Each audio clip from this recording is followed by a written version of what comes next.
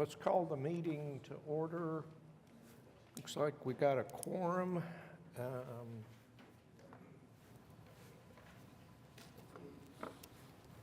We're good to go? Okay. First item we've got, receive the minutes of last meeting. Everybody look those over. Do we have a motion?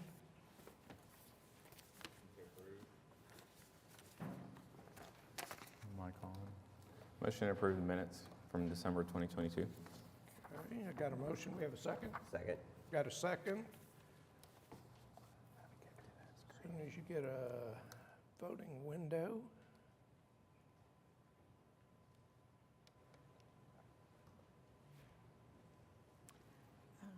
Who made the motion? Noble seconded. Yeah, I don't have a voting pane yet. Who made the second? Second? Who seconded? Noble. Who made the motion? There we go.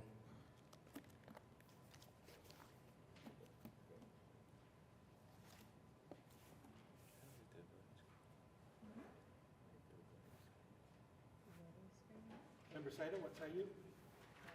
Say yay. Trying to get the voting screen up.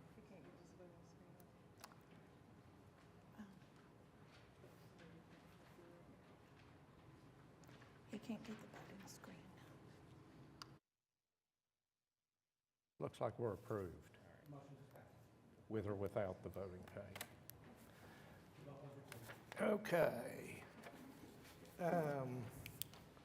Cindy, you want to cover all the continuance requests and withdrawals, please? Yes.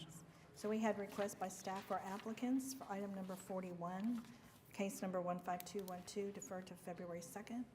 Item number 42, case number 15218, deferred to February 2nd. Item number 43, case number 15193, deferred to February 2nd. Item number 44, case number 15228, has been withdrawn by the applicant. Okay.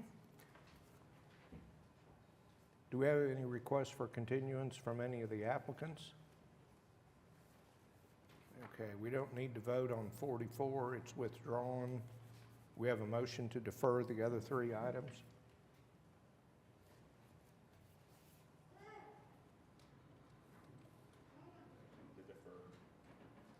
Motion to defer the three items stated. I heard a motion in a second. There we go.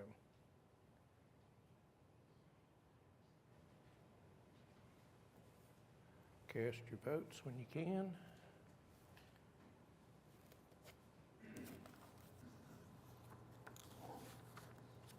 All right, they're deferred.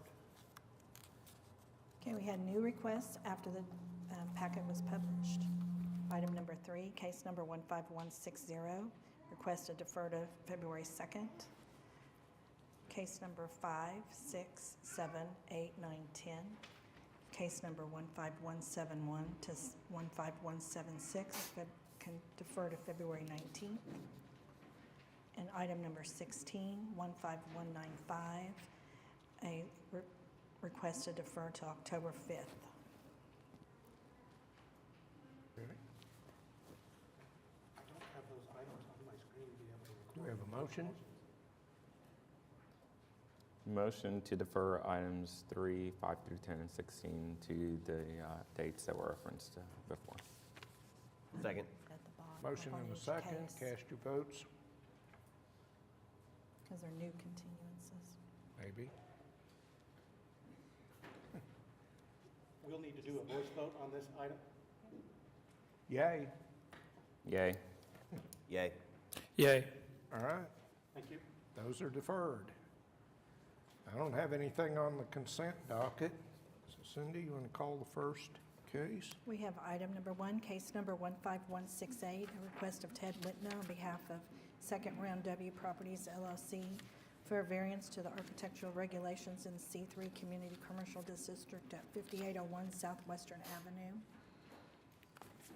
Okay. If Hello. you give us your name and address, please. Kent Whitna, 5809 Southwestern Avenue. Okay.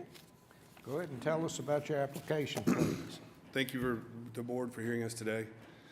Again, my name is Kent Whitten. I'm third-generation owner of Capitol Hill Florist.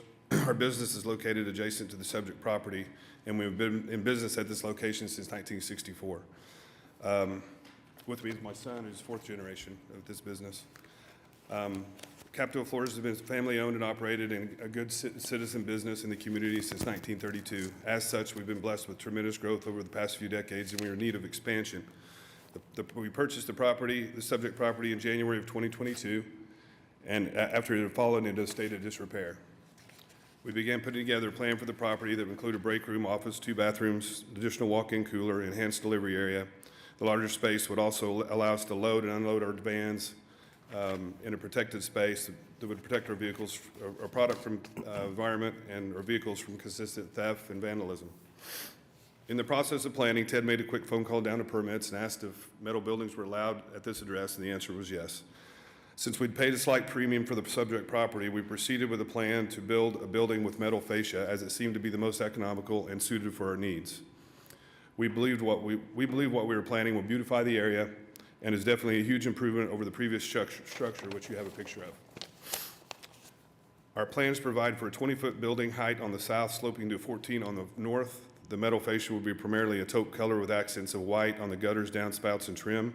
The garage doors will also coordinate with this scheme. 2 garage doors on each side, large garage doors. In addition, we plan to put a 4-foot wainscot split block around the perimeter of the building. We think these color choices coordinate together very well and will be a much needed improvement to the property. It is our opinion that the requirement to fully brick the outside walls would actually be unsightly at those heights compared to our plan, in addition to the added expense. As far as recent construction in the area, both Spin City and Joe Cooper Auto are construction of metal fascia with no masonry. They are the 2 most recent new builds to the area and are 1 block away from our property. I'd like to add that when my family moved to that area and decided to build out there, they were kind of considered pioneers. My grandmother used to say there was nothing but mud from there to Norman. In 1964, apparently that was true. Years ago, I could stand on our front porch and I could see a Brahms, an Arby's, Burger King, and a Carl's Jr. Every one of those businesses is banned in our neighborhood. But our family has stayed the course through thick and thin and several remodels, providing convenience and stable jobs to the area. I'm not sure how often anybody else gets to 59th and Southwestern, but I can tell you I've been there almost every day for the last 32 years. And in my opinion, this building is head and shoulders above about 95% of any other building you could find within a mile of this construction. Thank you for your consideration. Any questions from the board? Is there anybody who wants to speak on this item? I don't have any sheets. Anybody signed up? Is there anybody who wants to speak? I think I have a question about, you said that when you applied for the application, you asked staff, and they said a metal building was acceptable in this area. I think what they meant was you got to go through the process. I don't think they were rubber stamping us by any means, but I think based on history, I think they were telling us, you're going to have to go through the procedures, but yes, you can do a metal building at that location. You know, it's going to have to be approved by you guys, but I think that's what they meant by that. I don't think they were misinformed. I think they were just telling us based on the history of the way things go that that's probably what was going to happen. It would be, as long as it looks good, it's going to be okay. The building's already metal and has been. Am I correct? The building is metal now? It's a pad. Yeah, the existing building's gone, right? I'm sorry. The building that you bought, It's raised. yes. It's just a lot. Okay. It's the first picture probably in that's really unsightly. It was a restaurant for years. Oh, that one. Yeah. Okay. It used to be Bella Vista, which was Italian. Okay, And we're right next, the property's just right next door. gotcha. And he's Okay. attaching this building to the existing, Right. It's, Yeah, there's that metal. building's cinder block with metal up at what you can see at the roof. That's what was there. Now it's flat land. Okay. We've raised it and put a pad in. I think when we spoke last month, I think I expressed my general concern was the fact that you're going to have one business with two separate buildings that don't look the same. And have you thought about that during this time and come up with a solution for that, or no? Well, I mean, we're not going to paint it pink. That building's pink. We wanted to maybe to stand out and not do more pink. We wanted to do something that was a little bit different. It's going to have a different architectural look because it's going to have a one sloping roof. I think it's going to be kind of more modern. And it's a garage. It's going to have two big 14-foot doors on the western side and two 14-foot doors on the east side. So it's going to look like a garage. It's not going to have any windows. It's going to have a garage door like that over there, not that big. Two of those on the west side and two on the east side. It's going to be used, you know, for our vans to be able to pull in, and we can load them out of the weather and then park them inside so they're not vandalized. I don't think we have a catalytic converter left on any of our older vans. They're all stolen. And so this will get them inside, out of the weather, and protected, and also protect our product when we're loading out of the wind and rain and snow. Are you going to have any sort of signage on that metal building to hold, if you're storing that for goods, I'm presuming? I'm sorry. If you're going to store goods in that building and vehicles, are you going to have any signage on that one? I don't plan on having any signage, no. And I don't know there'd be much room for it just because those doors are going to take up, if you look back at the plan, they take up quite a bit of the western exposure. And I don't think there's any reason to re-advertise. This building isn't like building a building and, hey, come and buy more flowers. This is a building that's going to service our needs already. We've outgrown our current building. So it's not going to generate more sales or anything like that. It's just going to facilitate the sales that we've already got. So you're not going to have any patrons going through that building then? No. I mean, they won't be off limits, but no, we'll be using the other side just as we do now. It'll be more sales and actual design labor, and the delivery systems will all go next door, as well as our hard good product storage in the vans.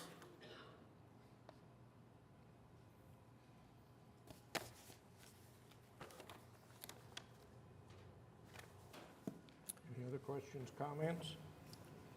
And I think I just want to continue the idea that this is a metal building, and even with the wainscot on it, the stand and seam is different than the two other buildings you were saying were metal, where those were architectural cladded buildings.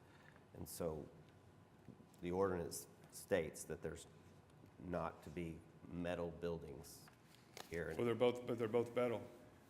Architectural metal, and then this actual stand Does and the seam ordinance design. say architectural? I mean, I didn't know if it distinguishes or. I don't know that it does either. But You don't know the either. look is definitely different. Well, I think the difference is I'm owner occupied. Those other ones aren't. I'm going to be there and I'm going to be maintaining that building and keeping it looking nice for a long time. My son's here. He's going to be there a long time.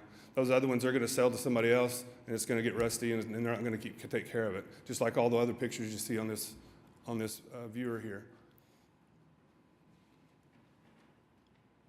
We're going to be there maintaining, and just like we have a building we have. And it's all about maintenance. You can build, the Taj Mahal somewhere, and if you don't take care of it, it's not going to look good. We're going to take care of this building. I think it's going to last a long time, and I think it suits our needs, and I think it's adequate for our use. You don't build the Taj Mahal in the middle of, the ghetto. Not that this is the ghetto, but I'm just saying that's an extravagant way of saying it.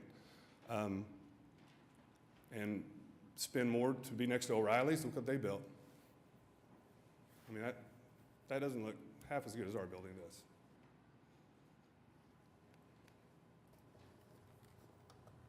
You can see that building from the lot. The back of Spin City is straight metal. And, the neighbors don't like looking at that, but it was approved. There's no wainscot back there. It's all just straight metal. Those will be spun off to some out-of-state corporate, and they won't be cared for like we're going to care for this that we have since 1964, our building that we currently have.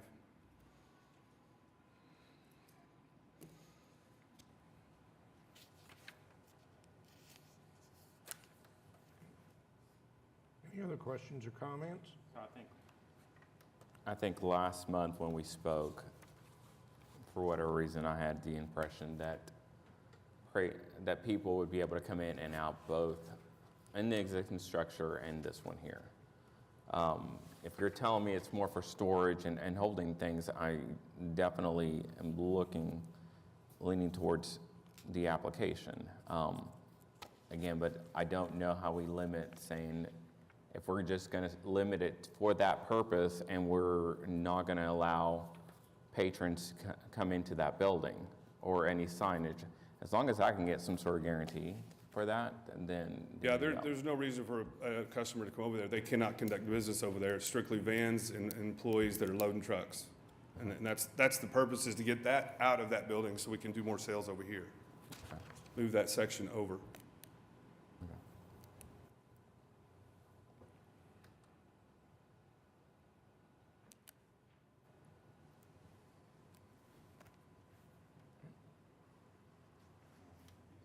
Ready for a motion?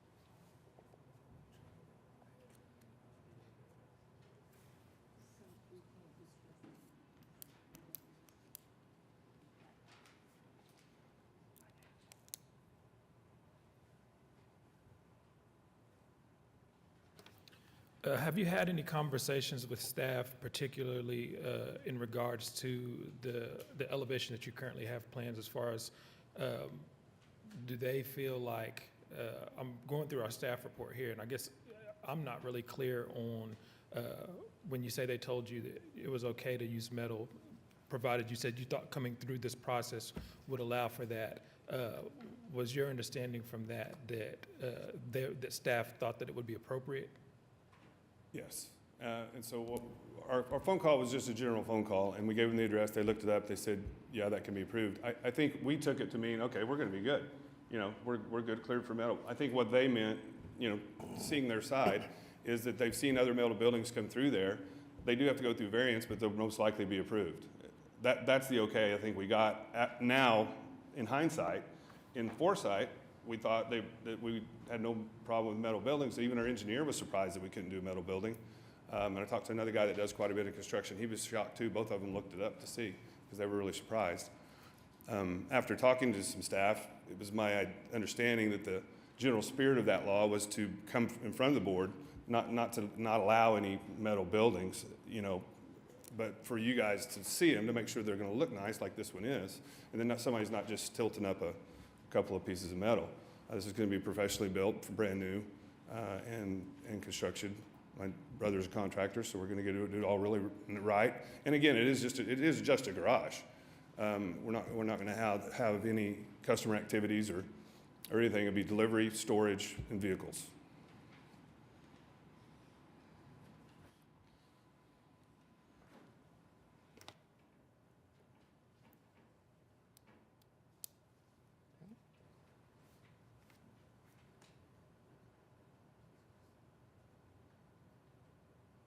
Any other questions, comments? Motion?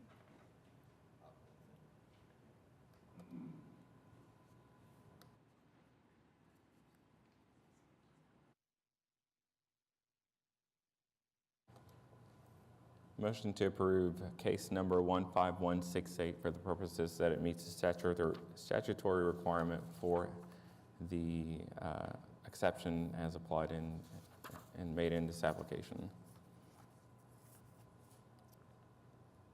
Got a motion, got a second? I'll second. A motion and a second, so as soon as you get your voting panel.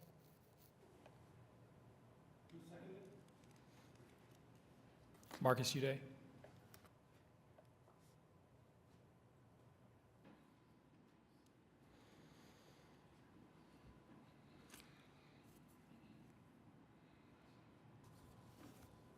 Mine's not up, but I'm yay. I didn't get a voting panel, but I'll vote yes. Yay. Okay, you're approved. Thank you.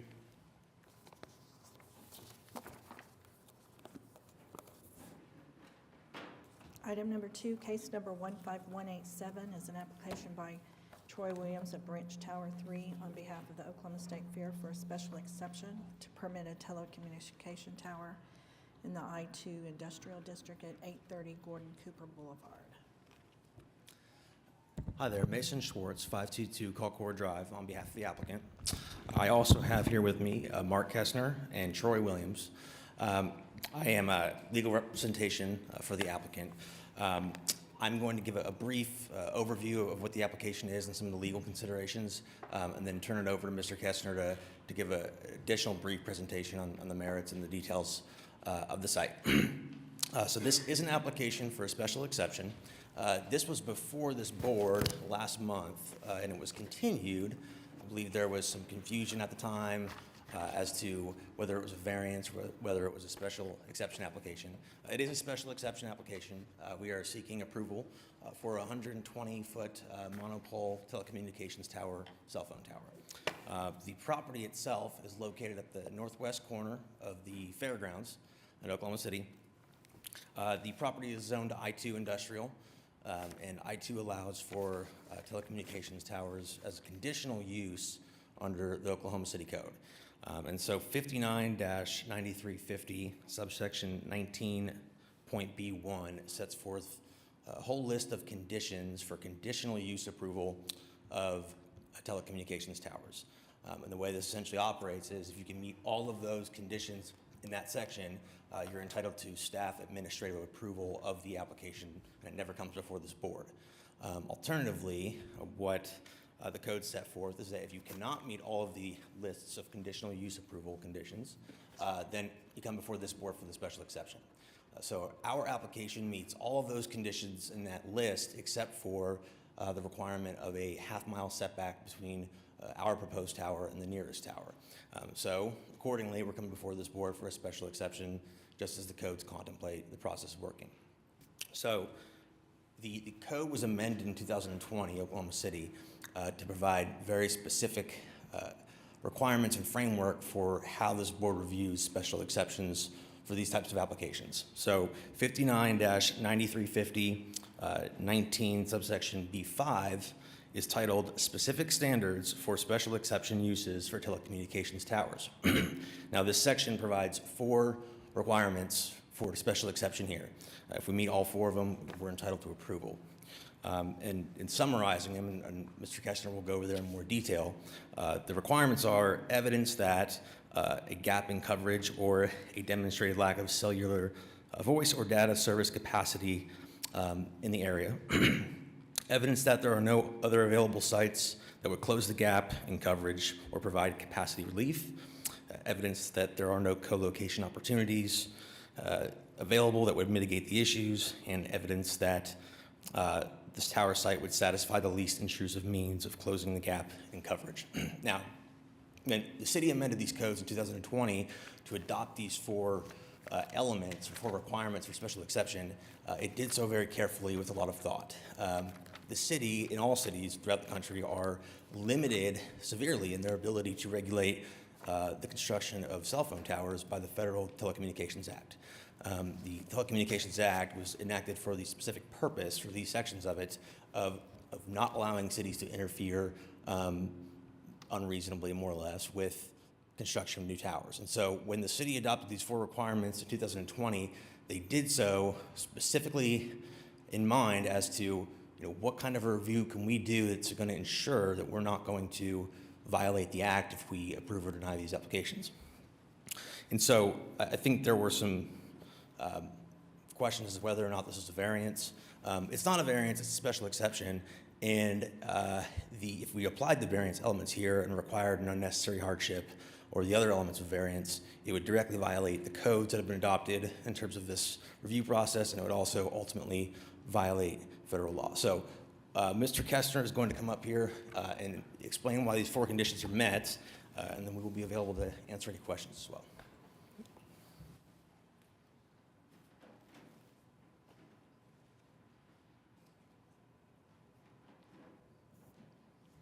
Yeah. My name is Mark Kestner. I reside at 4701 Cedar Mill Road, that is here in Oklahoma City.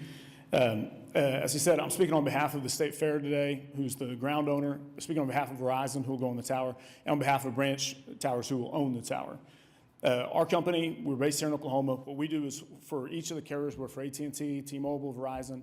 They tell us when they need a site. We go out and we go through whatever the standards are within that jurisdiction to bring them the site. Here are the options you can do, because they want a new site on there. It's basically, when they talk about a new site, it's antennas. They can go on a building, they go on an existing tower, they can build a new tower. Those are the options. We bring that to them, and then they make a determination of what they want to do. I'll run through this. I promise it'll be shorter than last time, which went on quite a ways. But I do want the new board members to see some of these things that we went over. So this is the original target. This is that area, and the only thing I want you to see on this is each of those yellow dots on that front page, on page 1, those are existing towers. And so Verizon has a site. The furthest tower that's to the left, Verizon is on. The furthest one to the right, they're on. They're on the south one. They're on actually a city-owned water tank that's right off the picture. So this is an area that has a whole lot of towers already. That's very typical because you have such a mixed use. You have residential uses. You've got the State Fair, which is a huge draw. You've got OKC there, that's OSU OKC that's on that side, and then you have 2 different highway interchanges. So a tremendous amount of traffic, and traffic that can change during the day. It can be low here, it can be high here. And so their engineers have to factor in all of those things when they're building a new site. If you go to the second one, this is a zoomed in. This shows the circle where they basically tell us, hey, look, we need to be, the purple dot at the center is where they say, hey, if we could have a site, this is where it would be. It's really not a circle anymore. They send it to us and they say, hey, this is where we want to be, what can we do? And so we look at it, we determine what are the options. The options we presented back to them is, hey, there's a tower that's on the left side there, owned by American Tower. You could go on that. There's a tower that's owned by TowerCo that is the one that the protesters brought. You could go on that, or you could build a new one here on the State Fair at this location. Those are the options we presented to Verizon. We tell them, hey, look, within the code, here's the things that you're going to have to do. We recommended trying to co-locate onto the TowerCo site. That's the easiest thing. It's the fastest thing. If you want to get on air, if that site works for your network, then you want to do that. That's how we present it. They came back to us and said, hey, look, the American Tower site definitely doesn't work. We'll try the TowerCo site. They applied during the process over the course of the last 2 years. They said, hey, look, that site does not meet our network needs. What we really want is this site here that is an option that's on the State Fair. When we did the lease, I actually did the lease for TowerCo for AT&T, which gave it to TowerCo 10 years ago on the other side. And one of the things that the State Fair did is they said, hey, we will only sign this lease with AT&T if you stipulate in there that we control whether we give further sites to other groups, because the fair has the obligation to the city to provide communications and safety for all the carriers there. And so that was a deal killer for the fair, so we took that out. And so it said that's why the TowerCo, when they represent, they're not yelling at the State Fair, hey, you can't put another site, because the State Fair explicitly said, we want the ability to provide communications to the fairgrounds. And that's who our ground lease is with. If you'll skip to the next one, this again, those are just the standards as we went over. This one shows the first of the 4 standards. So as Mason mentioned, there are 4 things we have to do to get an exception. The first one is to show that there is a gap in coverage. No one is disputing that. Absolutely, Verizon has a gap of coverage at this site. You can go to the next one. The second one is there a site where if you have to build a new tower that would meet every single one of these standards? There's not, because you see, if we went further west, we move over too close to the existing ATC tower. If you move to the northeast or northwest, you move into those neighborhoods where, again, you can't build a tower due to the residential restrictions. And we can't put a tower onto this interchange. So really the only option we have is this one that only violates the one standard, and that's the proximity to the other tower. If you go to the next one, this is really the crux of the argument is, hey, can the TowerCo site work or not? Which is what Verizon tried. This plot shows Verizon's coverage when they're on the proposed site meets all of their network objectives. The city, between the last meeting and this one, went out to an outside source, an expert, and said, hey, is that true? Is this site better than the TowerCo site? And he agreed. So if you move to the last of the fourth, this is just saying, hey, look, is this the least intrusive? If you have to build a new site, is this the least intrusive? Are you trying to put it into the neighborhood? Are you trying to put it here right next to this building? We're not doing any of those things. This is in the location. As you can see, it's in a parking lot. It fits in perfectly with what's there, which is already just very tall light poles. So it meets this fourth one as well. This is the RF design. This is the outside counsel that the city reached out to. In this, you can see he says that this branch side is a better cell split.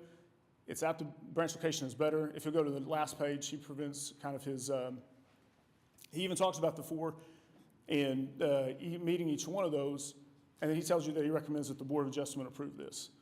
When we went through this, the redo a couple of years ago of the ordinance, all these things were thought through. Hey, look, how do we do this? How do we do towers here in Oklahoma City that provides the carriers with what they need, the ability to serve their customers while protecting the citizens? This site, I think, really does. You can jump to the conclusions there if you want, the last one. We spent 2 years on this. This is what is the best for the fair. This is what is best for Verizon. This is the best for anybody who drives through this area on your phone. If you live in that neighborhood and your kid has to use any of their laptop, anything to try to do schoolwork, this is what provides the best coverage for those neighborhoods. Like I said, the staff recommended this, your outside counsel recommended this, and we just hope that the board would go ahead and grant us that special exception to build this tower. I think one other thing that we did go over at length last time, we could build a tower there at 75 feet, period. Because you're more than a quarter mile away. Within a half mile, if you want to go 120 feet, which is what Verizon wants, then you have to be able to go through and get the Board of Adjustment. That's the only reason we're here. We asked, honestly, on the 75 feet, first thing we tell Verizon is, hey, can you use 75 feet? Will that work? The answer is no. Hey, we've got to be at 120 in order to make this fix the network problem. That's why we're here. Again, we'll hope that you guys will grant that exception.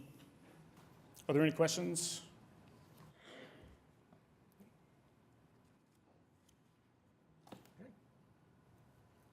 Anything from the board? Okay.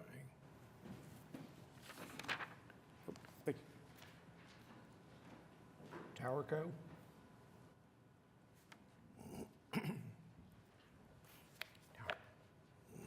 Thank you. Good afternoon. Matthew J. Allen on behalf of TowerCo LLC. I'm at 210 Park Avenue. If you do need my address, behind me is Jason Catalini. He's flown in from North Carolina. His home address would be in Cary, North Carolina, where TowerCo is located. Before I go into my presentation, a couple of things to clear up from what you just heard. First of all, council told this board that they would be entitled to a special exception if they meet the factors. I don't believe that's true. I believe that this board has the discretion to review the facts in the law. I don't think they're entitled to anything. Secondly, the Telecom Act, the Federal Telecom Act that was referenced, by denying this application, we're here in opposition, you're not violating federal law. The federal requirements are that municipalities, City of Oklahoma City, cannot discriminate among carriers and that you cannot deny carriers the ability to provide coverage. It doesn't have to be optimal coverage. It doesn't have to be perfect coverage. It just has to be coverage. And so denying the application would not violate any federal law at all. The application here needs to be denied for a couple of reasons. One, factually, the facts do not merit the relief that they seek. And secondly, legally, they don't pass the test for a variance or an exception. And I do disagree with council that they don't need a variance. They do need a variance, and we'll get into that. Now, everything you just heard falls apart, and I know that Mr. Voorhees and Mr. Uday weren't here, I don't think, in December, as I recall, and I know that Mr. Said and Mr. Noble were, so they've heard some of this already. Everything they just said falls apart because the TowerCo existing tower can be modified to accommodate Verizon. And of course, they leave that part out.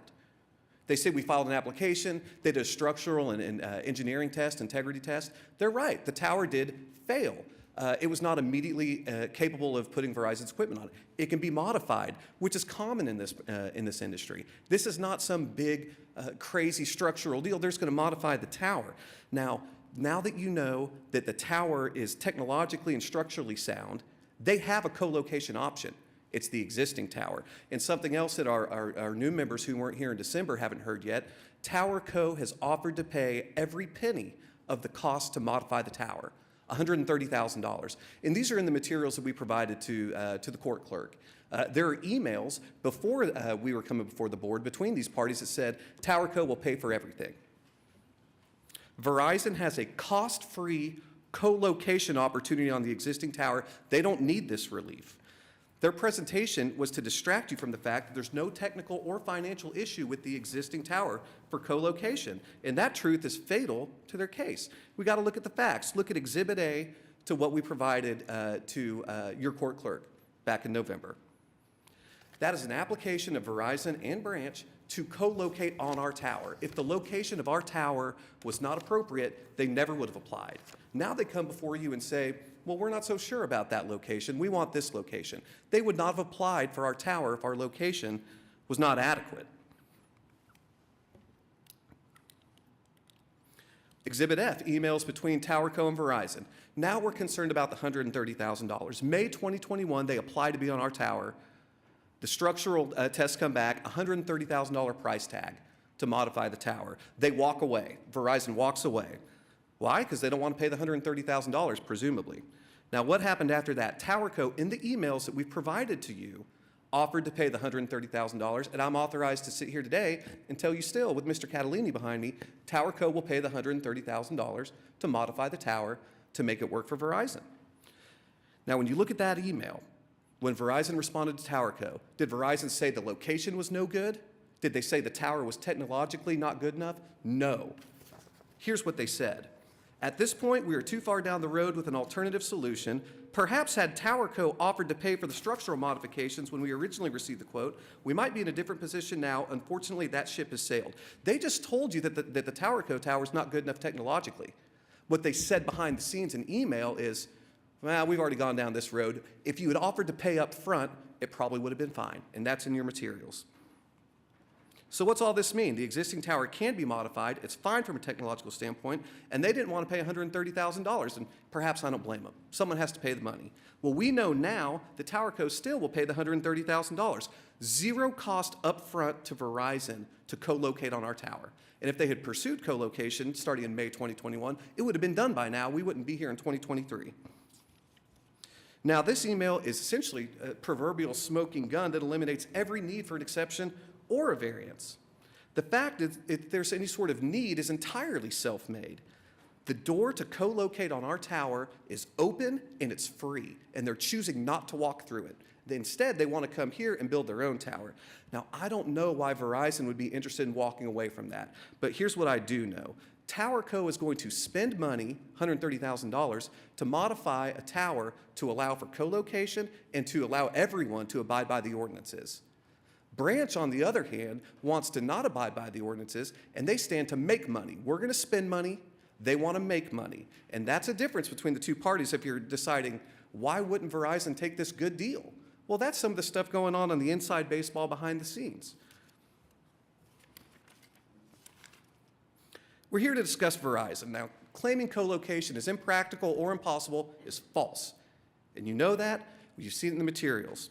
An applicant here before this board and before this city should be expected to take reasonable business opportunities to solve their own problems and to abide by ordinances. They've walked away from that. They've created their own problem. From a discretionary sense, I suggest to the board that it should be denied based on that alone. Legally, it should also be denied because they're saying it's special exception. If you look at what's on the screen right now, nature of request, variance to cell tower regulations. They need a variance. They may also need a special exception because that is what's set forth in the ordinance, but they absolutely need a variance. Now, the special exception versus variance, that's an Oklahoma statute. Oklahoma City's code cannot override Oklahoma statute. I think we all would accept that and know that to be true. Now, what's a special exception? I want to do a use in a zone district that's not allowed. This is an allowed use for I-2. Telecom towers are allowed. You don't need a special exception under the statute. I know they're referencing the ordinance, under the statute. Now, what's a variance? Under the statute, a variance from the terms, standards, and criteria that pertained to an allowed use category. That's this situation. This is an allowed use, but there's some rules they have to follow, and they're asking not to have to follow them. That's a variance. The variance test applies. The city staff report even says the site will be located in an I-2 zone district, which is an allowed use. It's a variance. It's a variance by statute.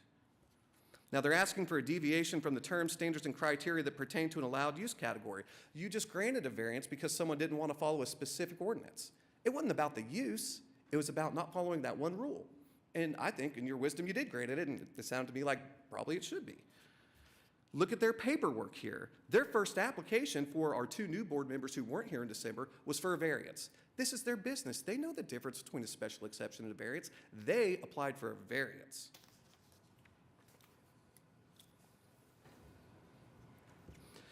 This variance statute is controlling on all of us. Oklahoma statute controls everyone in this room. We all have to abide by Oklahoma statute. After they submitted their application for a variance, they submitted statutory justifications for a variance. I'm telling you, they know the difference because this is their business. They know what they're doing. They know what the difference is. And they thought it was a variance at the time, too. Only after the last meeting, when it was suggested that it was an exception, did a new application get filed, which, by the way, did not make it into any of the publicly posted materials.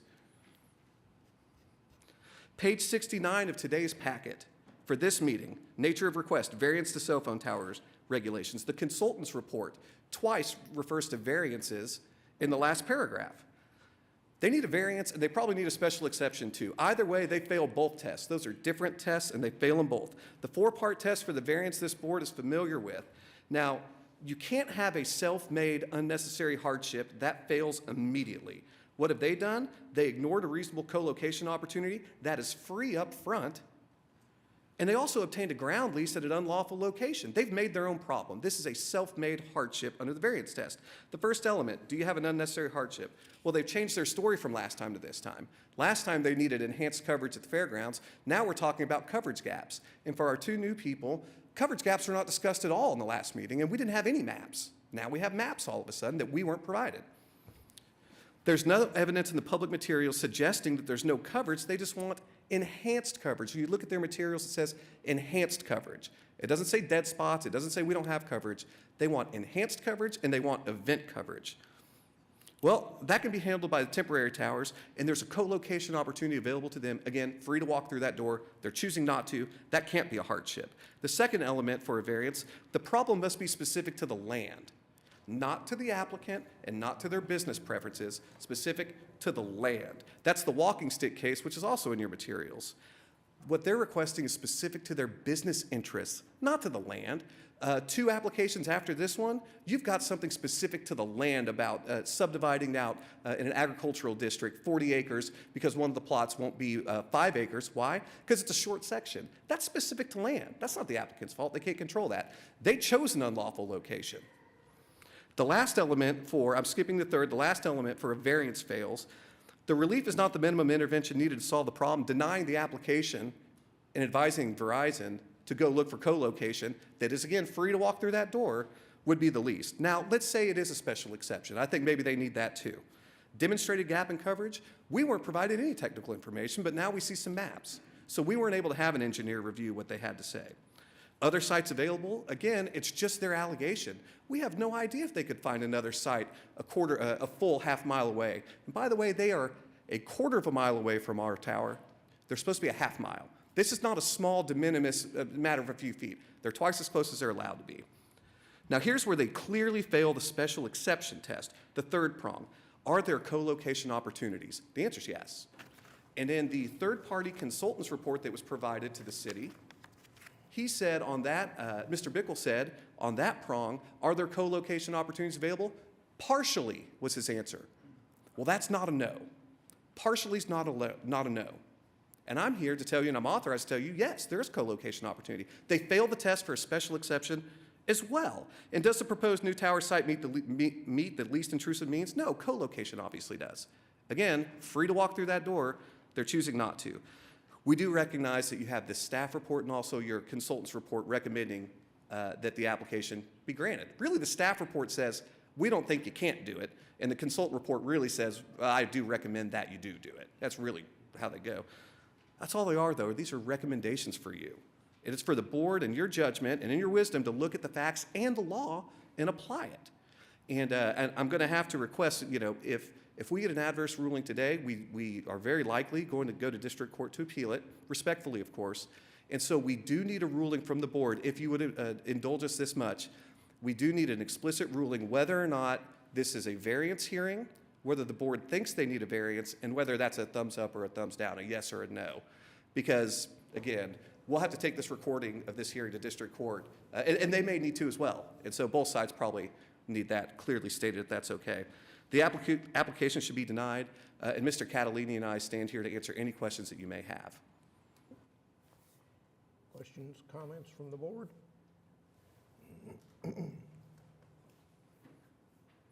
Oh, and if I didn't say so, Mr. Catalini is the Senior Vice President and General Counsel, so he's an attorney who can, if you have any legal questions, he's available as well. So I can't remember if I said that.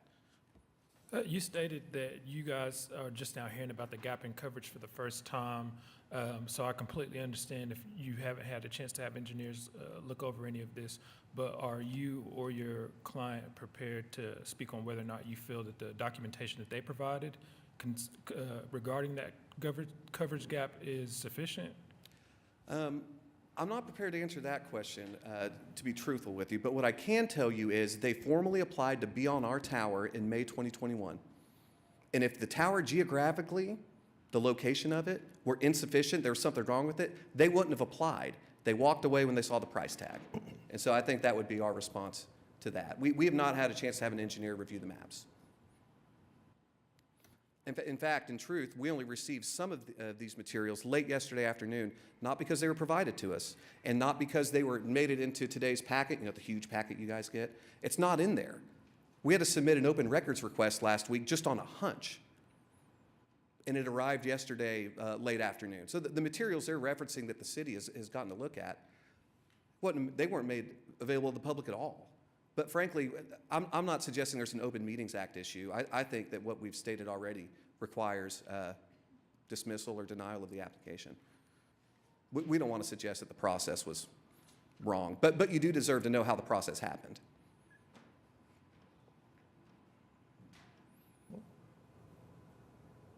Any other questions? Thank you for your time. I know both sides went over their 5 minutes. We appreciate it. So a couple of things that I think need to be addressed. First, I want to address your question. We feel like they certainly have had plenty of time to do whatever research they need to do to compile any data that supports their end. I mean, this came before the board December 1st, I believe. Notice went out prior to that. It's a sophisticated company that does the same types of analysis. They can certainly go procure their own data up until now. What you heard about the special exceptions and the variances in the case law, with all due respect to counsel, was just wrong. So the special exceptions, I think you heard that it has to do with how we was talking about permitted uses. I'm going to read the statute under the Board of Adjustment statutes, which allows Board of Adjustments the authority to do the variance process and the special exception process. Variances are generally used they can't be used for use variances in Oklahoma. So variances are used to an exception more or less to a code provision that they can't meet. Special exceptions are different. They are uses that are specifically allowed within a district, but under conditions that must be met, and then the board reviews those conditions. So I will read the special exception statute to this board, 44-106 under Title 11. Municipal governing body may authorize the Board of Adjustment to make special exceptions to specific uses allowed within each category according to the zoning ordinance in appropriate cases and subject to appropriate conditions and safeguards in harmony with its general purpose and intent and only in accordance with general or specific provisions contained in the zoning code. So this is exactly what the purpose of a special exception is. You set forth a number of conditions. You see this with many uses throughout the code. Here's a conditional use. If you can't meet these conditions, it becomes a special exception use that has to come to this board. That's the function of it. It's very different from a variance.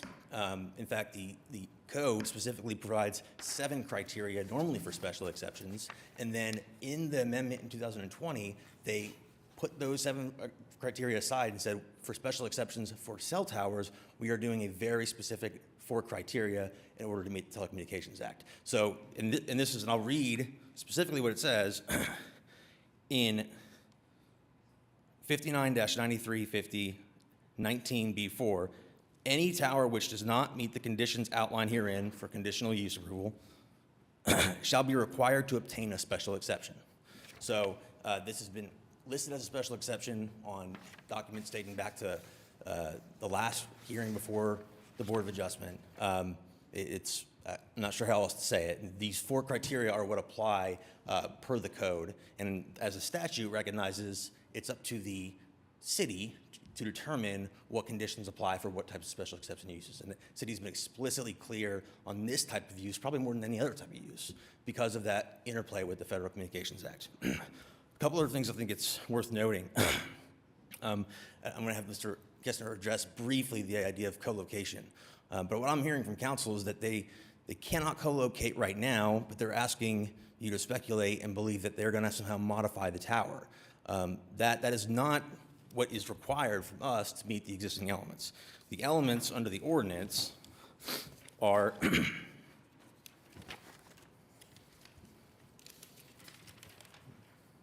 evidence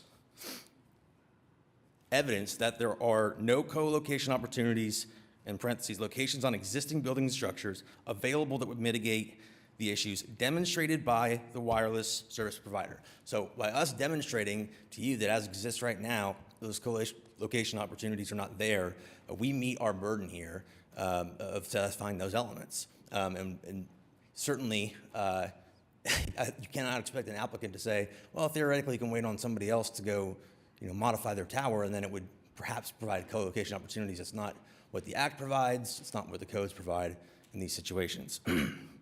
And lastly, I think it's important to note, the impetus of this protest here. What you really have here is a protest based on a protester who has business or pecuniary interests as a competitor.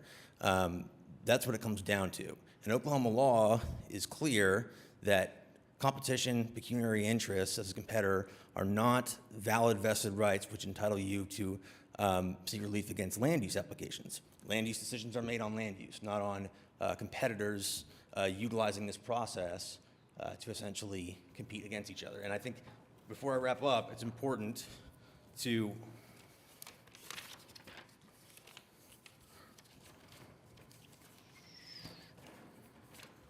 recognize that the Act specifically contemplates this. Throughout the Federal Telecommunications Act, at various places, and the FTC has said this as well, that the purpose of this is to encourage competition amongst providers, not to limit it. And the purpose of the co-location requirement within the statutes is to prevent over-density, generally speaking. It's not to protect another wireless tower that's a half mile away from having someone within his business range. So I think that's important for this board to keep in mind.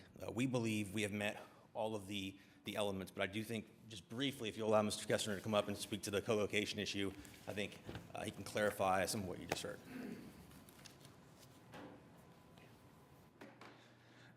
Yeah, I do. I just want to wrap up and just clarify a couple things, and we'll be done. So, one thing that the council for TowerCo said up here is, I don't know why they would walk away from $130,000 we're throwing at them.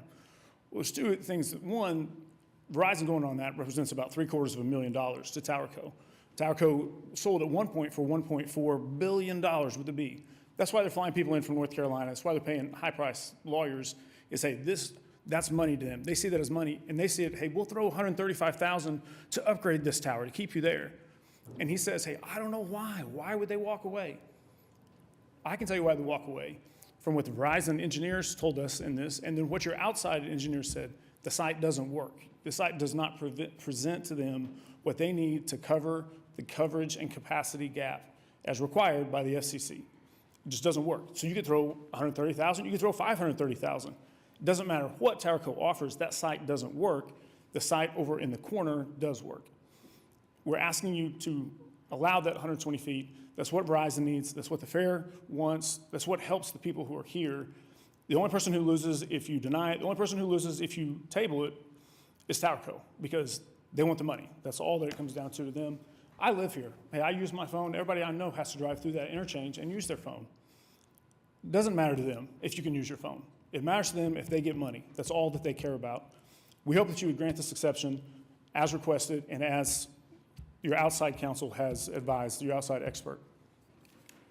I've got a quick question. You stated that the tower does not work even with the $130,000 improvement. And so regardless of what they're willing to offer, you can't meet the coverage and the network capacity that you need given that investment. Correct. And, you know, another thing that the council says, hey, I don't understand, why would you apply? Anyone who's worked in this industry understands we apply all the time. You look at it, hey, does it work? Does this site work? No, it doesn't. Things change, your network changes. That site at that location, no matter what you do to it, doesn't do any good. As we talked last time, if you go higher, that site's only 95 feet now with the extension on it. If you went higher, let's say you went to 120, you replace it with a whole new tower. The problem that created, as we talked about last time for Verizon, is their site on the east side, now they're too high. It shadows into that one. So the location they need is the location in the northwest part of the fairgrounds, and the height they need is 120. That's why the 75 wouldn't work. That's why the other location won't work. It's something that, again, we have spent thousands of hours, and there were so many hours put into this ordinance to create it for this exact reason, to say, hey, look, here's how we can do what's best for the city and for the carriers and for the people who live here.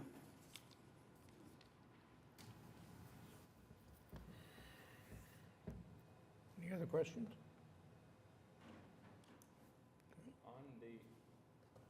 Can we go back to that first map? The one that has that big overlay with laying where all the towers are at?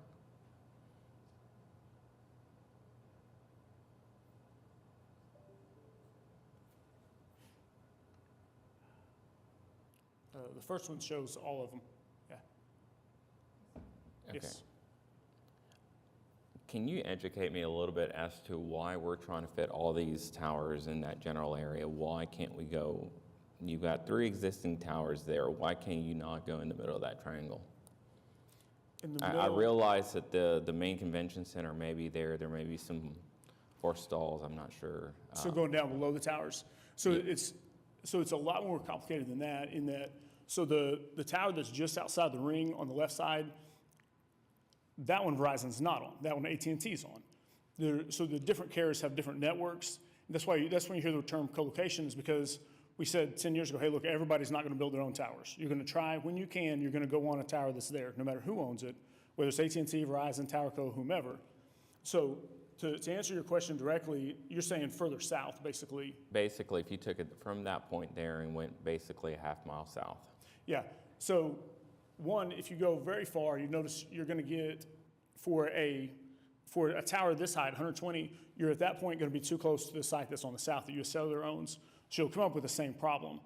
But more specifically to your question, when Verizon's engineers look at this, they're looking at it saying, hey, look, if the problem is in those neighborhoods to the north, the further you move south, you got to go higher, which means you're going to start overlapping with those sites that are down to the south and to the west and the east. Right, but I'm looking at that circle right now, and you're hitting probably a very small part of the neighborhoods north of 10th Street. Yes. And the further you go south, like you're saying, the less and less you can impact those. Right, but if the coverage, if you want ideal coverage, why are you, I mean, to me, that does not necessarily cover anything north of 10th Street. You're covering the businesses and you're covering a large part of that parking lot. And are you looking at this as the coverage map or just as the sites map? That circle in the red? No, that's not the coverage. That's where they tell me they need the site. If you go to the red one, the one that shows all the coverage, that location tells me, board member, just to keep going. So this is the coverage map. So the red is good, and that site that you see that's proposed there in that location links those two. Like when we talk about cells and cellular, you have to be able to hand off. That's why you drop calls, is when you can't hand off correctly. That's why sometimes you can't text, as if you're in an area that does not have it.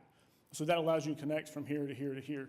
These are showing just the Verizon sites that they have existing around. The one on the south is the one at Stockyards. That's the one that's to the west. There's the one that's to the east. Okay. So basically you can kind of see from this, see the red circle that's around that is what it's providing coverage to. Okay. So it does not necessarily answer my question as to if we move that south a half mile to where we have a half mile at least between the existing cell towers there, why is that not an ideal location? Well, so two things. One, if you go, and I know this is complex, if you go back to the first one, by moving a full half mile south, you are now too close to the towers that are to the south. Because remember, we're only a half mile that you can be away from them. So you do create the same problem. In fact, you create the problem for 2 towers if you did that to the south.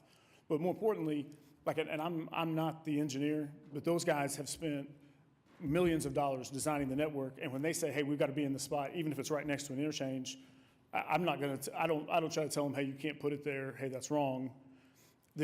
Both the Verizon engineer and the outside counsel that you guys had analyzed it both agreed, hey, this is the best spot for it. So I don't know, it's hard for me to speculate why you wouldn't.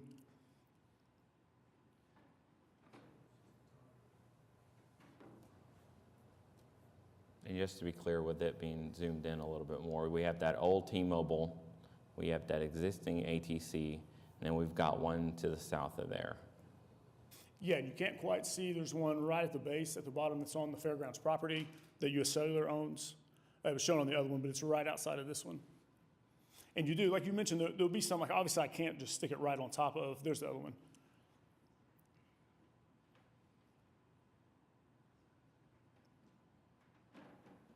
But I can tell you, I guess to answer your question best, if I were to take that back to them, like when we first did this, if I'd said, hey, look, I can put you on the railroad tracks right south of the Bennett Center, he would have said, hey, no, Mark, I told you I've got to be up here in the circle near this purple pin. That's where we've got to have our coverage. What you're providing me doesn't do me any good. Because I promise I've tried those on different sites. They do analyze everything you give them. And if I could just make one more comment, because I think it's salient to that point. The reason that the ordinances were written the way they were written, that they specifically require the applicant to produce evidence of this, and it specifically says it's our duty to do that, is because the law recognizes that this board is not experts in trying to figure out coverage and capacity and location. So we've provided the data that shows why this ring was provided by Verizon and why that's the starting point.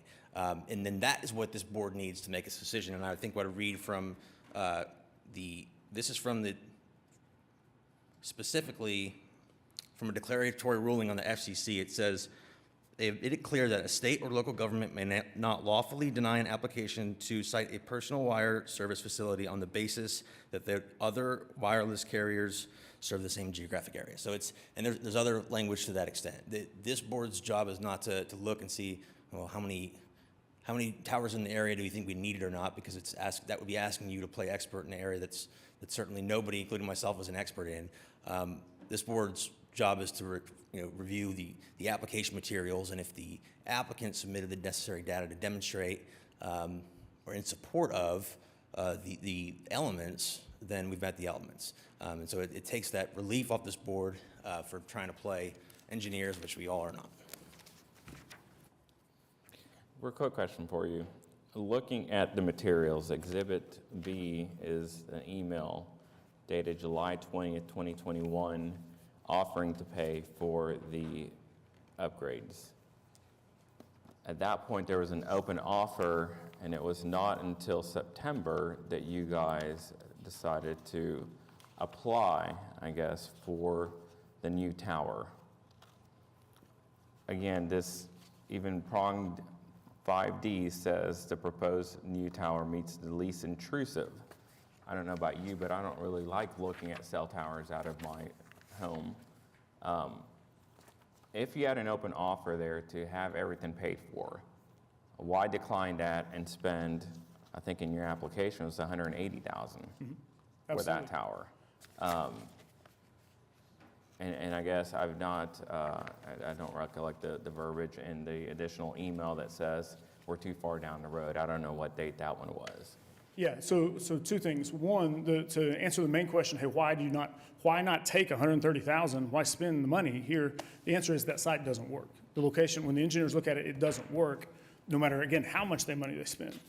That location where the tower site is does not solve the problem. And so it won't matter what you do to that tower, there's no way to get to it. And I think like in the other, I think it's easy when you're not, they provided that email, but that's not from an engineer, that's from a business director saying, hey, look, if you'd done something earlier, maybe things would be different. But like, I don't view that at all as that's not an email from an engineer saying, hey, I could use that site. The engineer has said, hey, I can't use that site. Did those two people talk? I don't know. But I know the engineer, both within Verizon and external, have said, hey, look, the site does not work. The site proposed by Branch does work to solve the coverage issue. I don't know what else you can provide there. I do know, the last thing I'll say is I know council, hey, threatened you guys and said, hey, we're going to district court, this or that. And we did the same thing with them in Tulsa County 4 or 5 months ago, where they said, hey, if you approve this, we're gonna do that. It's a bluff by a company with a lot of money. They didn't, and that tower got built, and now that tower serves the people of North Tulsa where they can get the coverage they need. We have followed the ordinance to the letter. We've provided you guys with something that you can make an approval or not on that I think will help the community. In the first and the December meeting, if I remember correctly, it was all about trying to provide greater coverage for the state fair. I mean, right now we've got temp towers being brought in during that time, and we're trying to solve a problem permanently. And we really keyed in on the state fair itself rather than the neighborhoods to the north of there. There's kind of been a shift, I feel like, in the 2 meetings. It's one thing. I'll let you respond to that one. Yeah, I think, a lot of the stuff that they presented last time was based on the cow, and what's what they call those temporary sites. That was from their side. On the Verizon side, this site has to be able to serve multiple reasons. One of those is to no longer have to deploy the cow to the fair. But the bigger issue is, hey, if you do that, it doesn't solve any of the problems in the neighborhood, and you're constantly having to deploy it. A cow doesn't work. You could go, if you went onto the site, the Southwest site, you might solve the problem right there at that part of the fair, but it doesn't solve the overarching problem, if that makes sense. That's what the engineers are trying to do. They can't do 6 sites. They can do 1 site that solves the problem. My next question is also going to be with regards to the proposal, and or maybe it's just more of a common observation. And you said maybe the engineer does not talk to the business development guy, or whatever it may be. But you would think that if you're looking to spend any amount of money, that business manager would get some sort of approval, or at least know, like, hey, before I make this application, I don't know if there is a fee or not, but before we do this, is it going to work? I'm not going to go plan on building some sort of office in a location that after the fact I'm like, oh crap, that's actually not going to work for me. So you can see how that, to me personally, it seems like that doesn't line up with the story that I'm Absolutely. hearing. That's a great question. And the way the process works for all the carriers is ultimately the engineer makes that determination, and he has to approve it and say, hey, we go here. And so if I'm the business guy, hey, I can work all kinds of deals. In fact, like when I go out here, again, we present lots of candidates for them to look at. But ultimately, that engineer is who makes the determination, because he's the one who's on the hook for the network working. So it's not uncommon to see something like that happen. That doesn't surprise me at all. Like, he calls it a smoking gun, but I see that email 100 times a month. That's totally normal. That's all I have. Anything else from the board?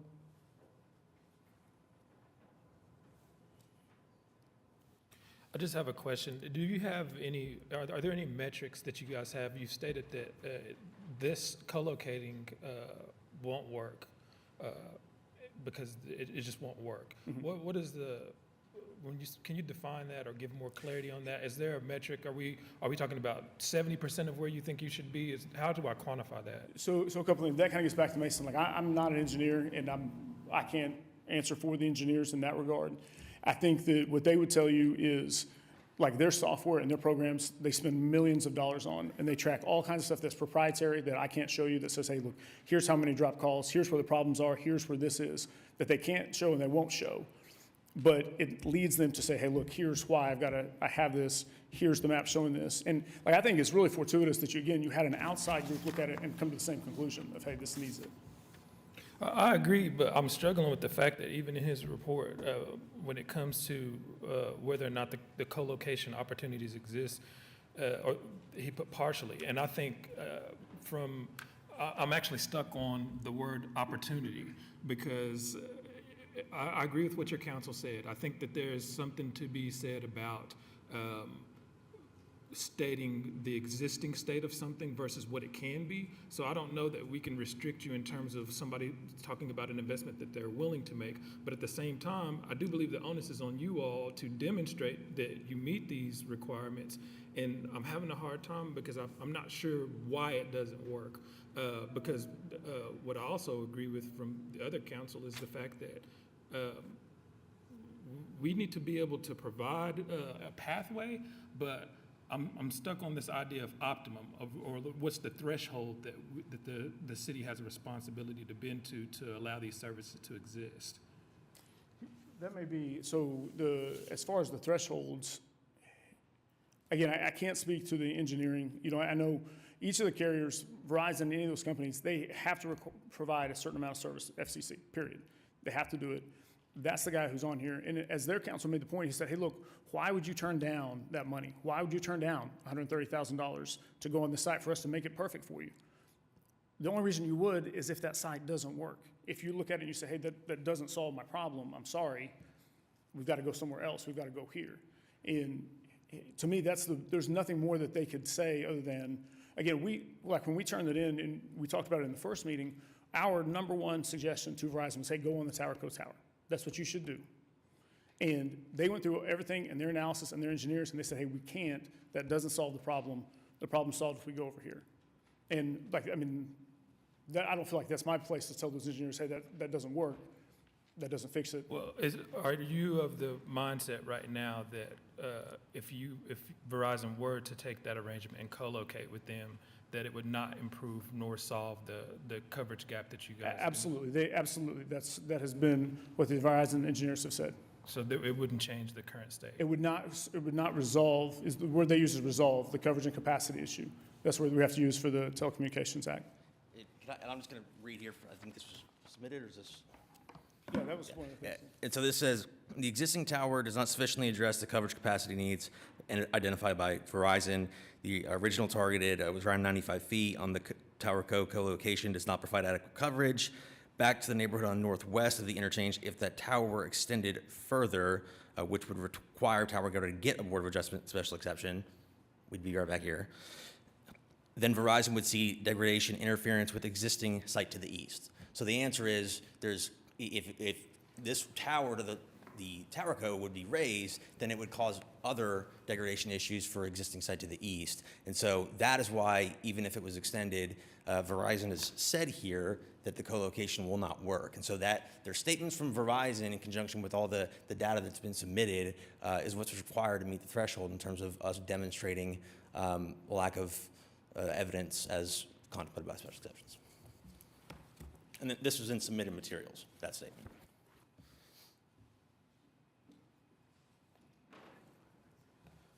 I believe their rebuttal went pretty far beyond what a standard rebuttal would be. I'd ask the board's indulgence for a few minutes, and if not, I understand. But they certainly brought up our name, brought me up, brought up Tower Co., and that was far beyond what a standard rebuttal might be.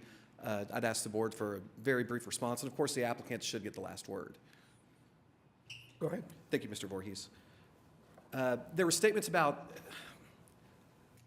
the gentleman put a whole lot of thought, intent, and words into both me and Tower Co. That there's just a pecuniary interest here. Well, both sides do have a financial interest, or there wouldn't be two lawyers here talking at the Board of Adjustment, obviously. Branch Communications is going to get paid to find this spot and to build a tower. I haven't heard from anyone who actually works for Verizon in this room. You've heard from a lawyer, and you've heard from a branch employee.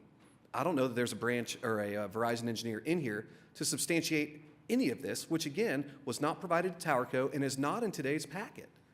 We got this through an open records request yesterday afternoon. If we're worried about the neighborhoods to the northwest, then move to the northwest and then roll out the cell on wheels. Keep saying COW, that's cellular tower on wheels. Roll that out for events at the fair, problem solved, and they're abiding by the ordinance, okay? We all, both sides have a financial interest, but the applicants have the responsibility to meet the law. That's their job, not ours. And we're here to make sure that they do that. Now, the ordinance was amended in 2020. You know what it said before 2020? That little four-part test was not in the ordinance about cell phone towers, and it never said special exception. That language changed in 2020. Well, what were we doing here at the Board of Adjustment prior to 2020? Granting variances, not special exceptions, variances. Required, they said, the gentleman said something about this coverage being required by the FCC. First of all, that's not true. And secondly, have they been in violation of the FCC ever since entering the Oklahoma City market if they don't have coverage here? They're saying they have to do this to meet federal requirements, and they've been in violation for a long time. and this could have been solved in 2021 if they had pursued co-location. They didn't because they didn't like the price tag. Later, TowerCo said, we understand, we'll pay it. That door is still open. And I do agree with Mr. Seda that at the last meeting, we were talking about primarily event coverage at the fairgrounds. Now that we played our hand essentially in December and we said they need a variance and we got a little confused on the legalities of it, they have now submitted all this new material that was no part of the last meeting. None. They have changed their story. They have. Now, the reason that they ever applied for the TowerCo existing tower, why did they ever, and I mean formally applied, it's in your materials, piece of paper they filled out and said, we want to apply. Why? We were in the search ring. Our tower is in the red circle. Now we have a new red circle. But in 2021, our location was fine. And when they say the tower won't work, it sure works for T-Mobile and AT&T right now. There's nothing wrong with the tower. It does need to be modified to add some height to it to allow for their antenna. They never said in December that tower would never work. They never said that.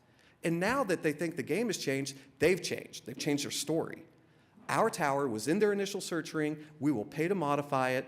And they have not met the legal test. It doesn't matter. The federal requirement is that you cannot discriminate among carriers and that you have to allow them to provide essentially basic coverage, not optimal, not special, not super great, but just coverage. And that is true.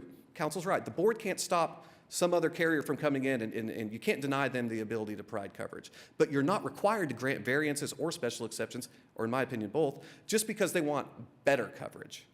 And again, if there is some FCC requirement that they need this to meet, frankly, I'm a little surprised they said that out loud in here. Because they've been in violation of a federal statute for God knows how long, if that's true. I don't think that's true. I don't think they're in violation of a federal statute. But that's what they said, so it deserved a response. The application should be denied. It doesn't meet any of the tests for a variance or a special exception. Thank you.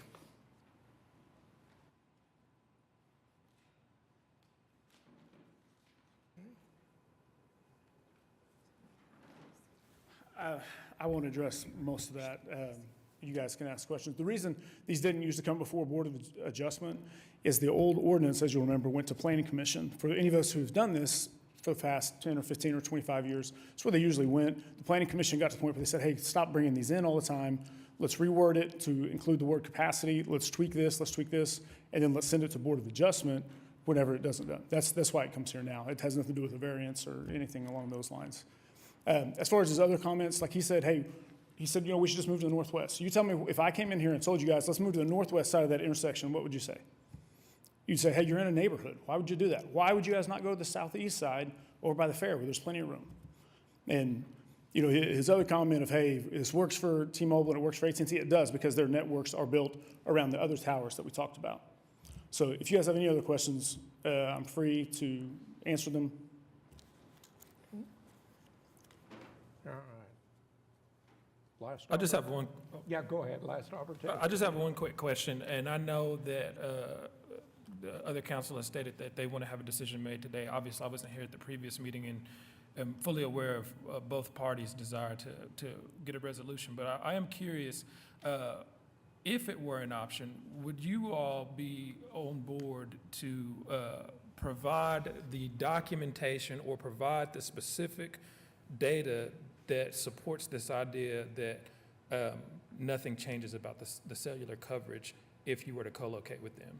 So I think the answer would be no, because so much of that is proprietary. And the Verizon's engineers would say, hey, look, we provided the map showing it. And as far as going to get an outside, the other thing I could do is I could go get an outside source, but you guys have already done that. And the outside source said, hey, this is what you need to do. So I don't know that we would benefit. There wouldn't be much more that I could provide. Well, the outside source in his reports also is using the word like optimum. So I think that it leads me to believe that there's this idea that there's some improvement, but it's not the level of improvement that you all want to see. And again, I'm coming back to feeling like the onus is going to be on you to demonstrate that this can't be met any other way.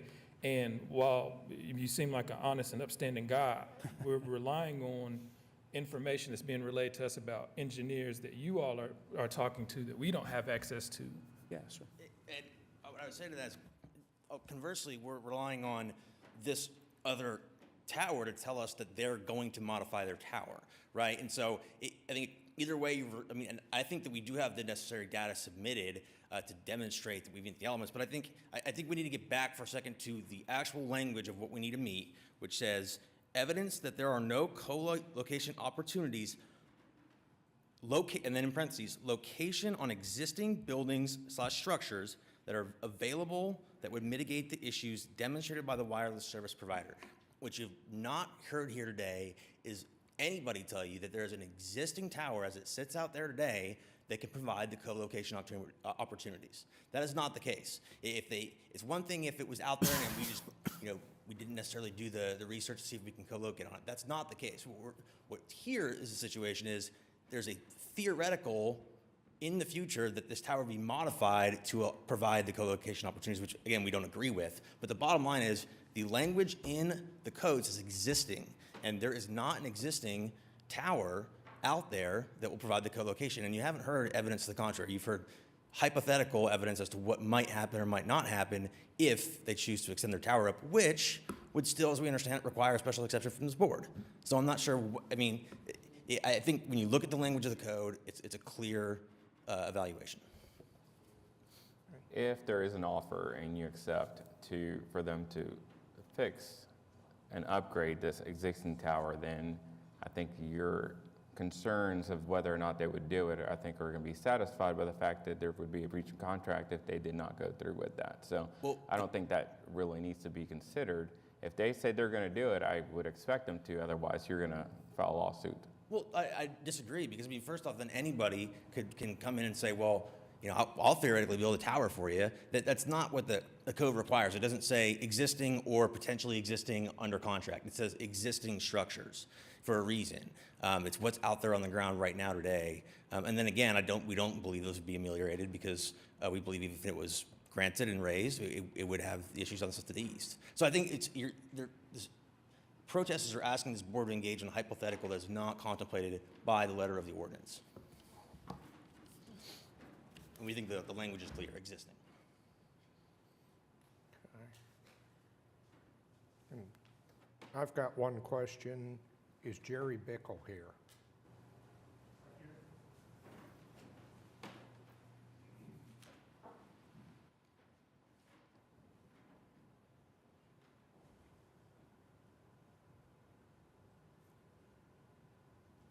Thank you. Jerry Bickle, President, RF Design Services, 4800 Northwest 161st Street, Edmond, Oklahoma. I've read your report, the memo, and you've heard both the applicant and the protester. Do you have some general comments you want to share with us? Well, I think I tried to explain it as best I could in my report. I spent several hours reading through all the documents that were provided to me by the city. Both sides had quite a bit to read through. If you haven't had a chance to read through all that, then that's something to look at if you haven't had to, but I did that. My concern, and when I was part author of the revised ordinance a couple of years ago, my concern was for the city and what's best for the citizens of Oklahoma City. And so as an RF engineer myself, I issue these kinds of search rings all the time. I have clients all over the United States that I work with, and I issue search areas for towers. So when we look for co-locations, those are always nice, and I put that in my report. It's something that you can execute quickly. It's like I need relief. You mentioned metrics.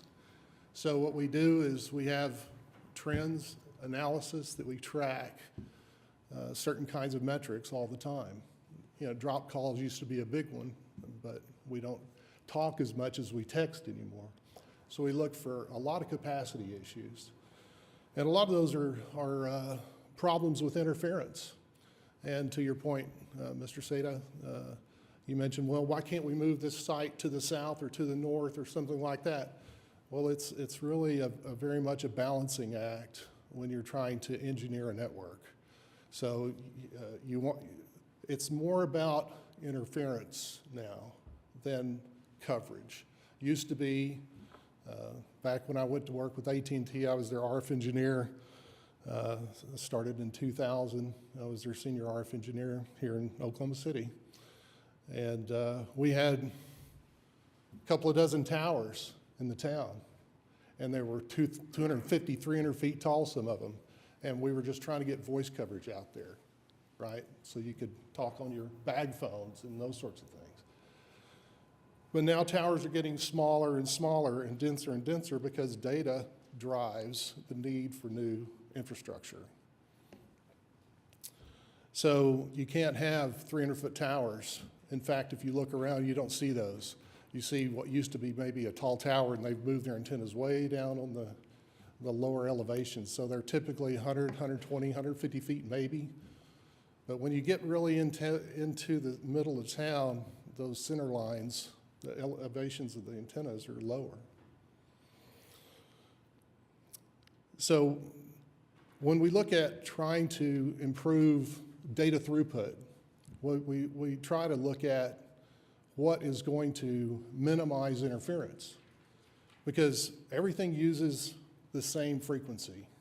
Used to be we had channels here and channels there and all these different channels, but we don't have that kind of, we have so much capacity anymore, we don't have all those channels to just, okay, this site's going to use these channels and this site over here is going to use different channels. Now it's just all the same channel, and it's all spread spectrum, one big wide channel. And that's how you get really good data throughput. You give a big wide channel and you're able to allow a lot of resources to each of those users, and it's really magic that it works the way it does. So it's very critical that when you design a network that you have a very balanced cell split. And I mentioned that in my document. So what you're trying to do is mitigate interference.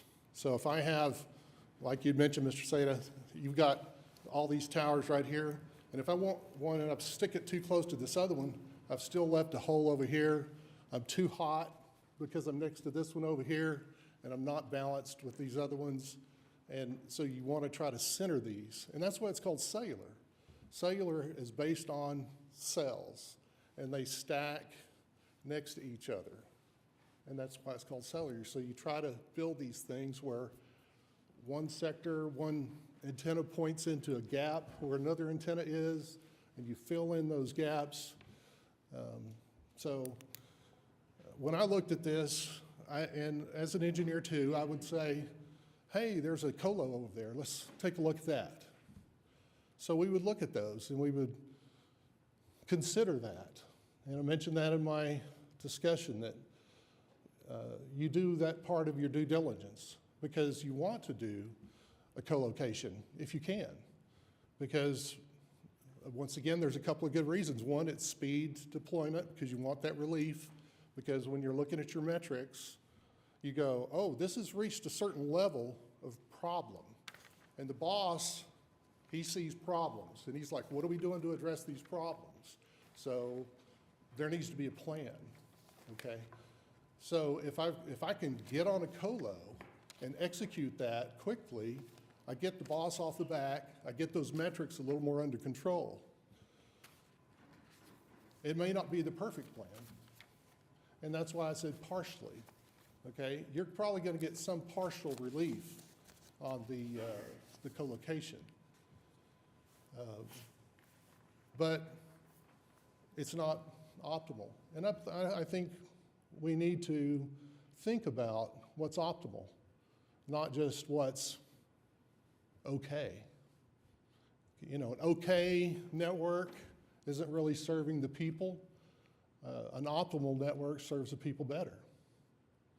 The other thing I mentioned was if we do a 120-foot pole here, you got a nice strong new tower that when AT&T or Verizon or who knows, Google, whoever, right, somebody else wants to get on that tower, then there's another optimal use, and that's why I said that that was the least, what was the term, least intrusive means test.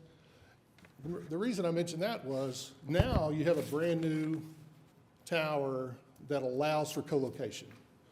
And at the existing site, we would need to, or they would need to improve that site.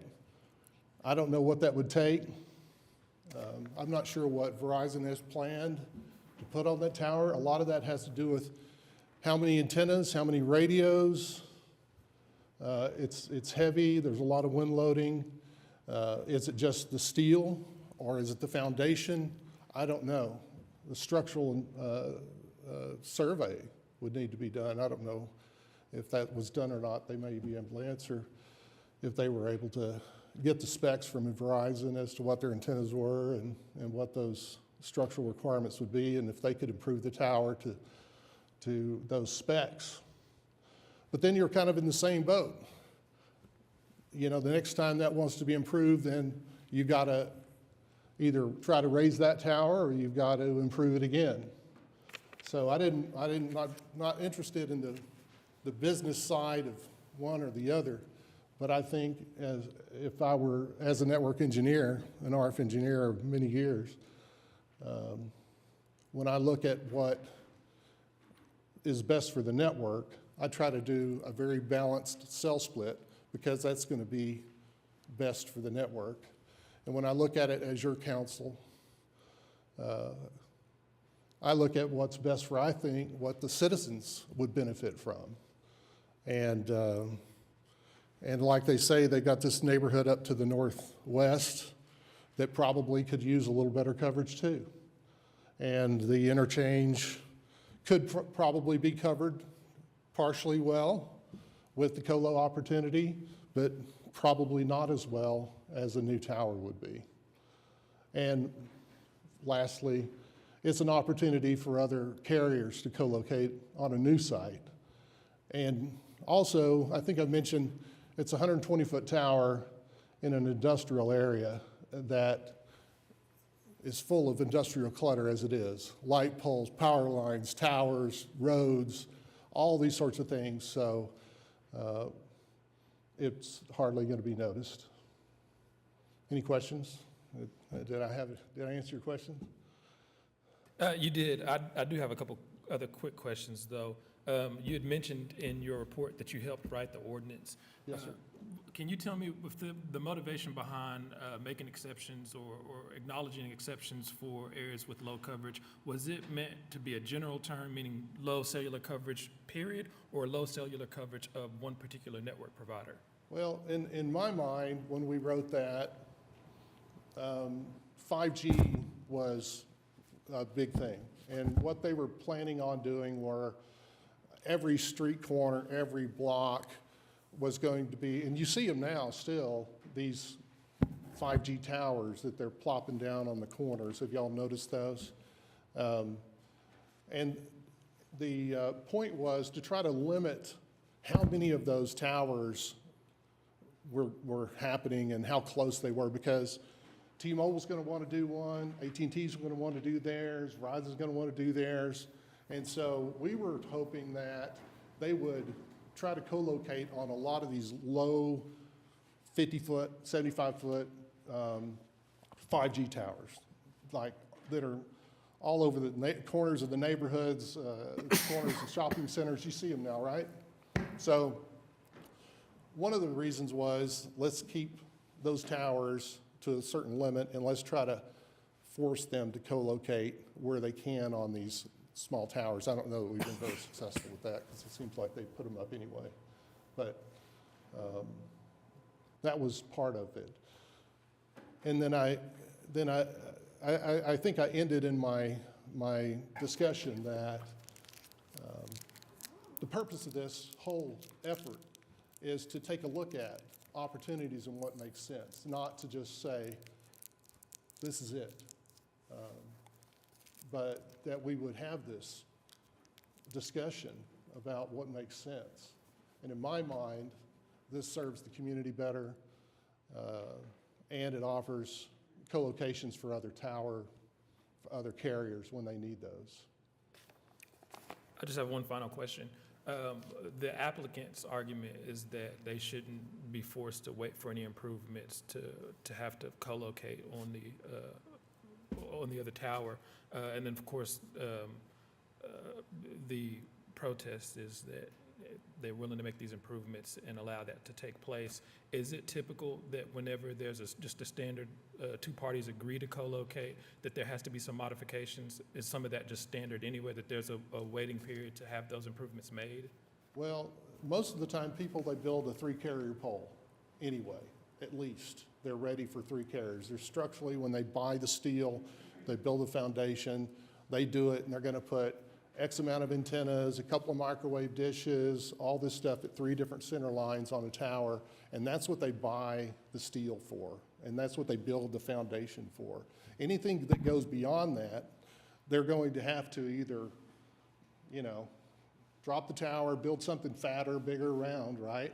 Or they're going to have to try to strap on some sort of steel on the outside of the tower, which at the same time means the other carriers have to take their stuff off or do something, right, in the meantime while they're modifying this tower. So, whatever that process is, that they have to structurally improve the tower, there is an effort there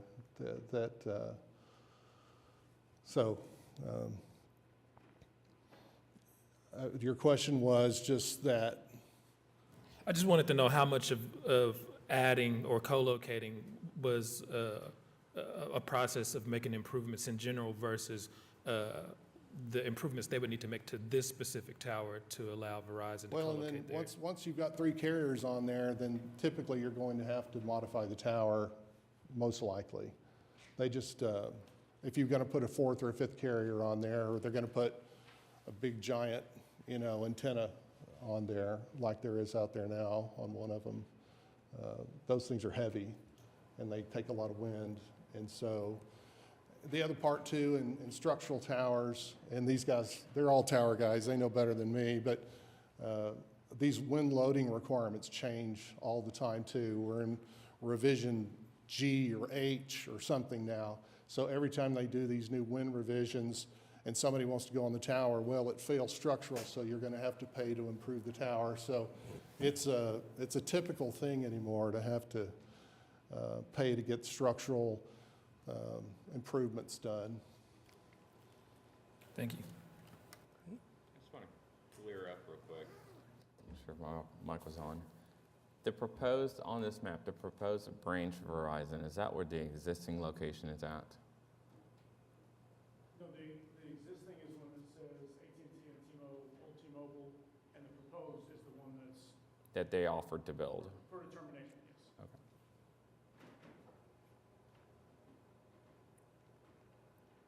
Okay. Okay. Any other questions, comments from the board?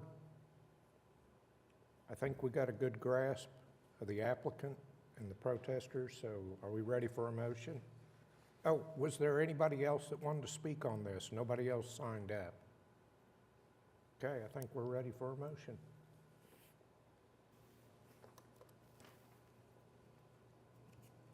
Motion to approve case number 15187 for the purposes that it qualifies or meets the statutory exception. Don't remember what else needs to go with that.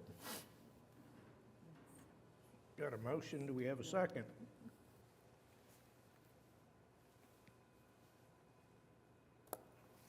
Okay. Don, you did, okay, cast your votes.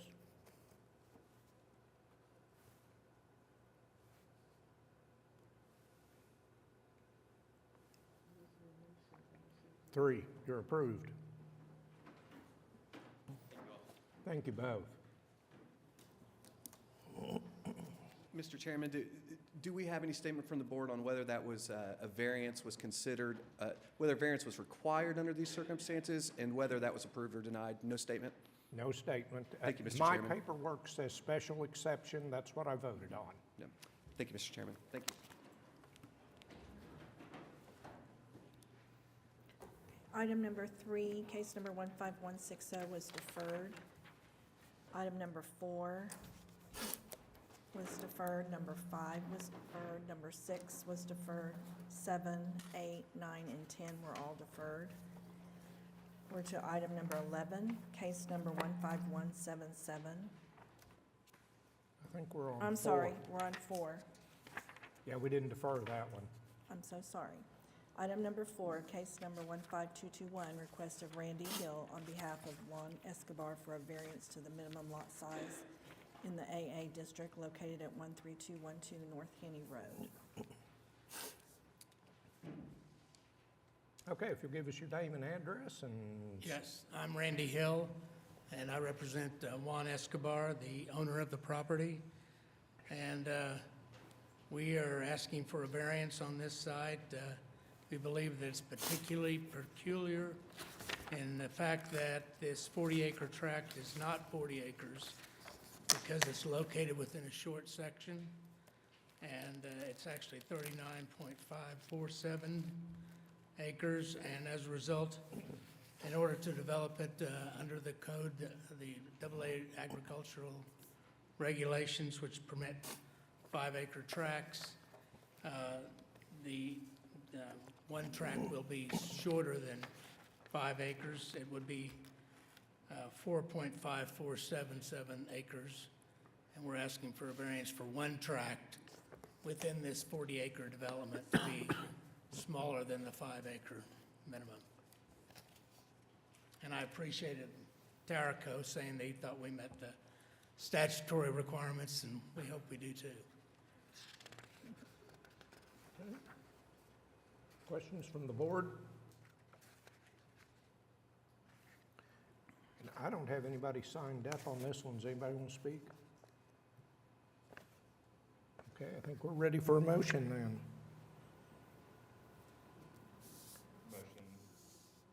Motion to approve case number 15221 for the purposes that it meets the statutory requirements for a variance as presented in the application. Second, go ahead and cast your votes.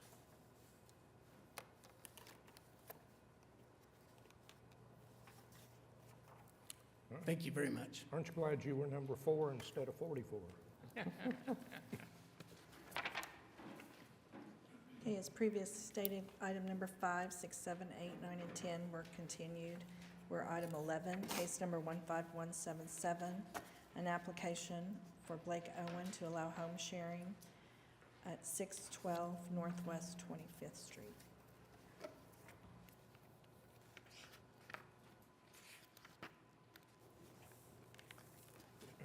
Number 11, Blake Owen, somebody on behalf of Blake?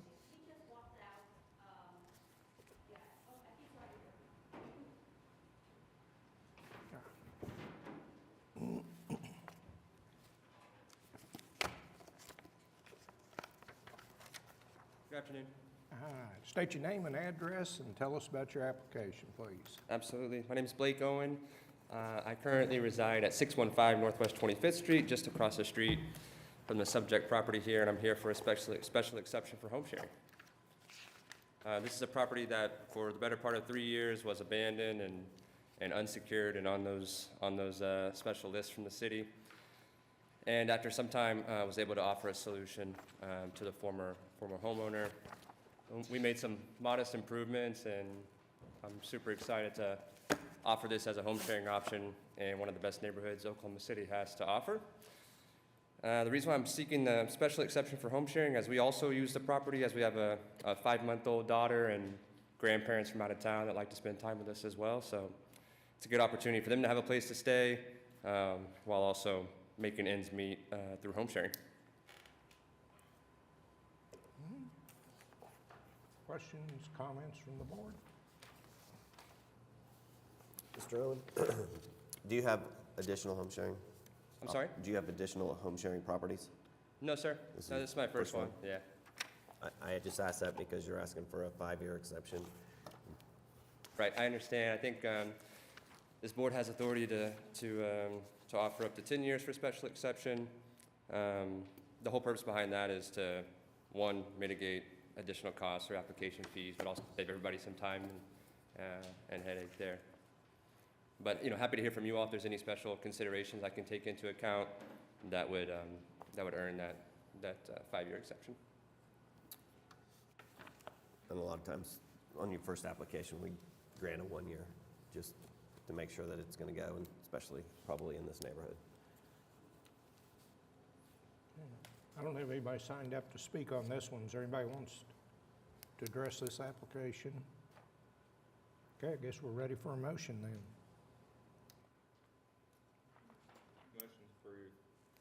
Motion to approve case number 15177 for the purposes that it meets the statutory requirements for a special exception, with the modification that this application shall be approved for a period of 1 year.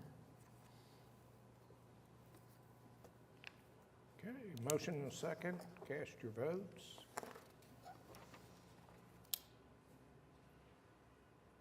You're approved. Thanks a lot. Item number 12, case number 15170, an application for a renewal for Amy D. Oddwater Diaz to allow home sharing at 1708 North Francis Avenue. Hi, I'm Amy Allwater Diaz, and I live at 825 Northwest 16th Street. This property is, although it has a different address, it's on our property of our main house. It's just a garage apartment. We've got a garage in the front, a little studio efficiency apartment in the back. And so we are seeking a home sharing, short-term rental home sharing permission for that apartment that's just in our backyard.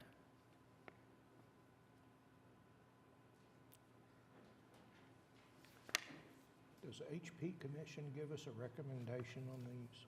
Which area is this number? Says HP. Yes, they did. The approval was granted on December 7th. Okay, thank you. Okay. Questions, comments from the board?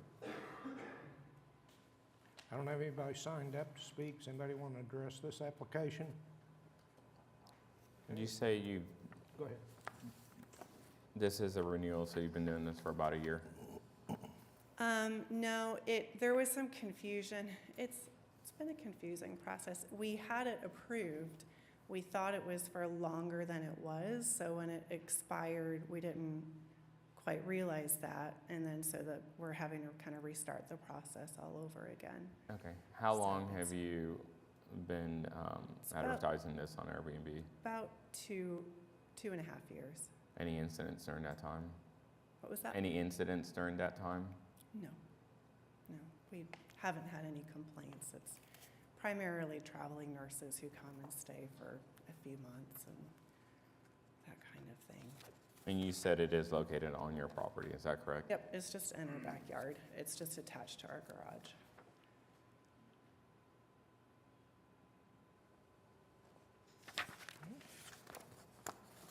Questions?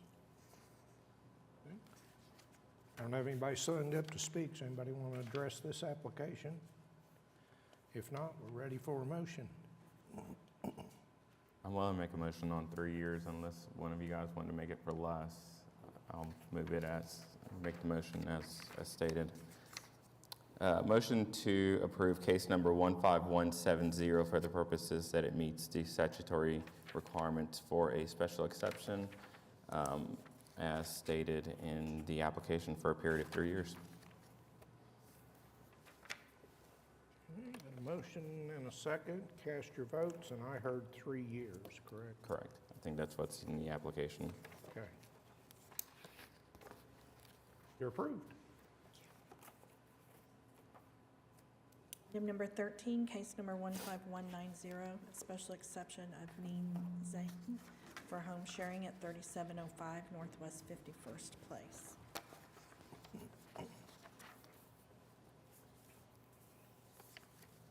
William Perez, I'm helping represent NZO Properties. Go ahead, tell us about your application. Yeah, she's just trying to get a home sharing application approved so she can rent that out as a short-term rental. Voted to come last minute, sorry. So I don't know a lot about it. It's a small house, so she'll only do 4 guests at a time, no more than 2 weeks. Anything from the board?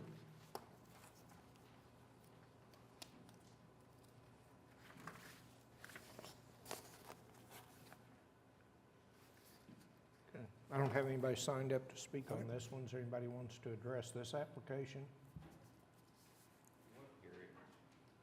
What's the length that the application is for? Is it for the maximum 10 years? Is that what they're seeking? No, just 1 year at a time. 1 year? Yeah, Okay. they'll come back.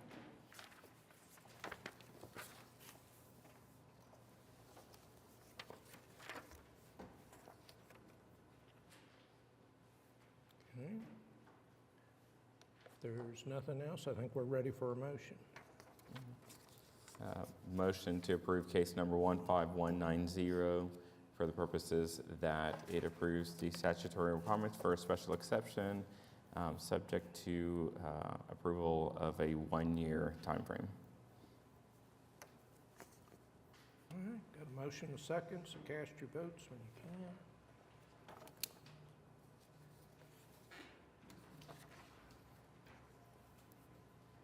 Thank you.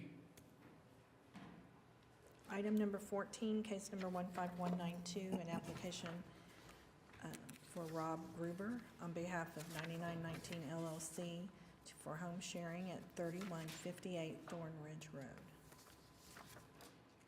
All right, give us your name and address and tell us about the application, please. Yes, hello, my name's Rob Gruber.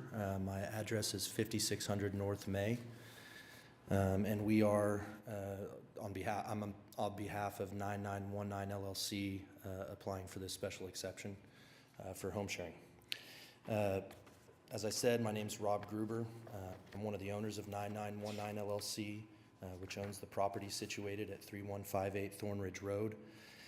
I'm aware of some of the opposition letters that were received by the board, and I feel like it's necessary to give some background on who it is standing before you all today. I'm a lifelong resident of Oklahoma City, as is my wife. We both attended and graduated from Oklahoma City University in our undergraduate and graduate studies. Our 3 children were born in Oklahoma City. We've lived in Quail Creek, which is where this property is situated, the neighborhood, Quail Creek, for the better part of a decade. We're the highest level members of Quail Creek's Voluntary Homeowners Association. We're members of the Quail Creek Country Club. My wife Sheridan and I opened a business at North Park Mall several years ago, specifically for women and their children in the area, which remains in operation. You can find the Grubers walking our dog through the neighborhood, playing and coaching sports in the park, attending various events held in the neighborhood and at the club. 9919 LLC is a family company owned by myself and my brother-in-law, David Price, who was here earlier. He had to attend to another issue. Mr. Price lived in Quail Creek his entire childhood. He attended Quail Creek Elementary. His parents continue to live in Quail Creek to this day. Not only are we a part of the past and present of Quail Creek, we, along with our families, are the future of Quail Creek as well. 9919 LLC is one of several successful businesses owned and operated by myself and Mr. Price, all of which remain profitable, in good standing, and are in full compliance with local, state, and federal law. Along with our businesses focused solely on oil and gas, both here in Oklahoma and in Texas and New Mexico, we also own and operate 16 other residential properties in Oklahoma City. We take pride in providing safe, secure, and affordable housing for all of our tenants, and we have an excellent support staff that communicates with us if our tenants or neighbors have needs. The most recent example, providing rent assistance from our own pockets for a tenant diagnosed with cancer and needing time off from work to seek treatment. We are not a faceless company obsessed with profits. We are human beings with families that want to provide a service since we are fortunate enough to do so. In fact, the reason we decided to pursue a short-term rental was because we recognized a need in the market for exactly what we aim to provide: a temporary residence for families who find themselves in need of a home in this area. In 2022, I found myself in this position twice. First, as I made significant investment in renovating my home in Quail Creek, my family and I needed to move out. It was important to us to stay close so as to provide as little disruption as possible to our family, and our children's school is just right down the street. We found little to no options. The rentals that were available were clearly operating as party house rentals. We ended up spending time at 2 different rentals that were a terrible experience for many, many reasons. Later that year, as my family was vacationing in Colorado, a storm in Oklahoma City blew the roof off of our home. Again, we found ourselves needing to move out so that workers could fix our house uninterrupted. This time, we were able to stay in the house 9919 LLC had just purchased on Thornridge. It was exactly what my family needed at the time, and it's exactly what we know others in the community will need from time to time as well. In fact, we were approached by a family in Rose Creek, which is a neighborhood nearby, who had heard about our Thornridge property through word of mouth. They had experienced water damage to their home and wanted desperately to temporarily call 3158 Thornridge Road their home. However, because we are not yet set up as a short-term rental, the arrangement ultimately did not come to be. We bought and renovated this property with the specific intent of offering it as a short-term rental, and we did our homework. We researched the covenants and consulted with members of the board. I believe there's one here who plans to speak that I spoke with that can speak to that, about the due diligence and conversations we had to ensure we were operating within the rules in the best way possible. You may hear about people's experiences with terrible operators who do not care about their property or the people in the community that are forced to live with the consequences of their careless management. 9919 LLC will not operate that way. You will also hear erroneous interpretations of covenants and rules some will attempt to argue prevents us from operating a short-term rental. There is no such rule against short-term rentals in the applicable covenants. The confusion shown in some of the protest letters you all have demonstrate how fear of the unknown leads to an automatic emotional response without a full understanding of the issues. In fact, one of the neighbors who submitted a protest letter took time to discuss the issue personally with me. Upon hearing my reasons for an Airbnb and my plans, that person said, quote, "Well, good luck. If we have them in this neighborhood, then I hope you run them all." And, quote, "If that were all they were used for, I would support it." Additionally, I would like to verbally amend my application by changing the maximum number of guests. We converted one of the bedrooms that were, when we purchased it, to additional living space. So now there are 4 bedrooms. Therefore, we will limit the maximum number of guests to 12 people. I believe in the original application it said 16. In all likelihood, the tenants will be a family like mine with children. Additional no parties will be allowed unless they are family friendly, and the number of guests and their conduct will be closely monitored by our property manager. And then lastly, my application is stated for a period of 3 years, and we are willing to revise that to 3 years, at which time have a chance to revisit the issue with the board and anyone else who cares to be heard. That's all I had prepared to say. Okay, questions, comments from the board? I'm also joined by my company's CFO, John Perry. I mentioned my business partner, David Price, had to leave. We also brought counsel with us if there are any other questions that you have for them as well. Anybody have any questions or comments? Is there anybody else? Well, I've got a couple of folks signed up to speak. We'll let them go first. Want them to go first, that's fine. It looks like Walt Henry. Thank you all for your time. I'm sure I'll be back up. We'll here get in you a minute. back up.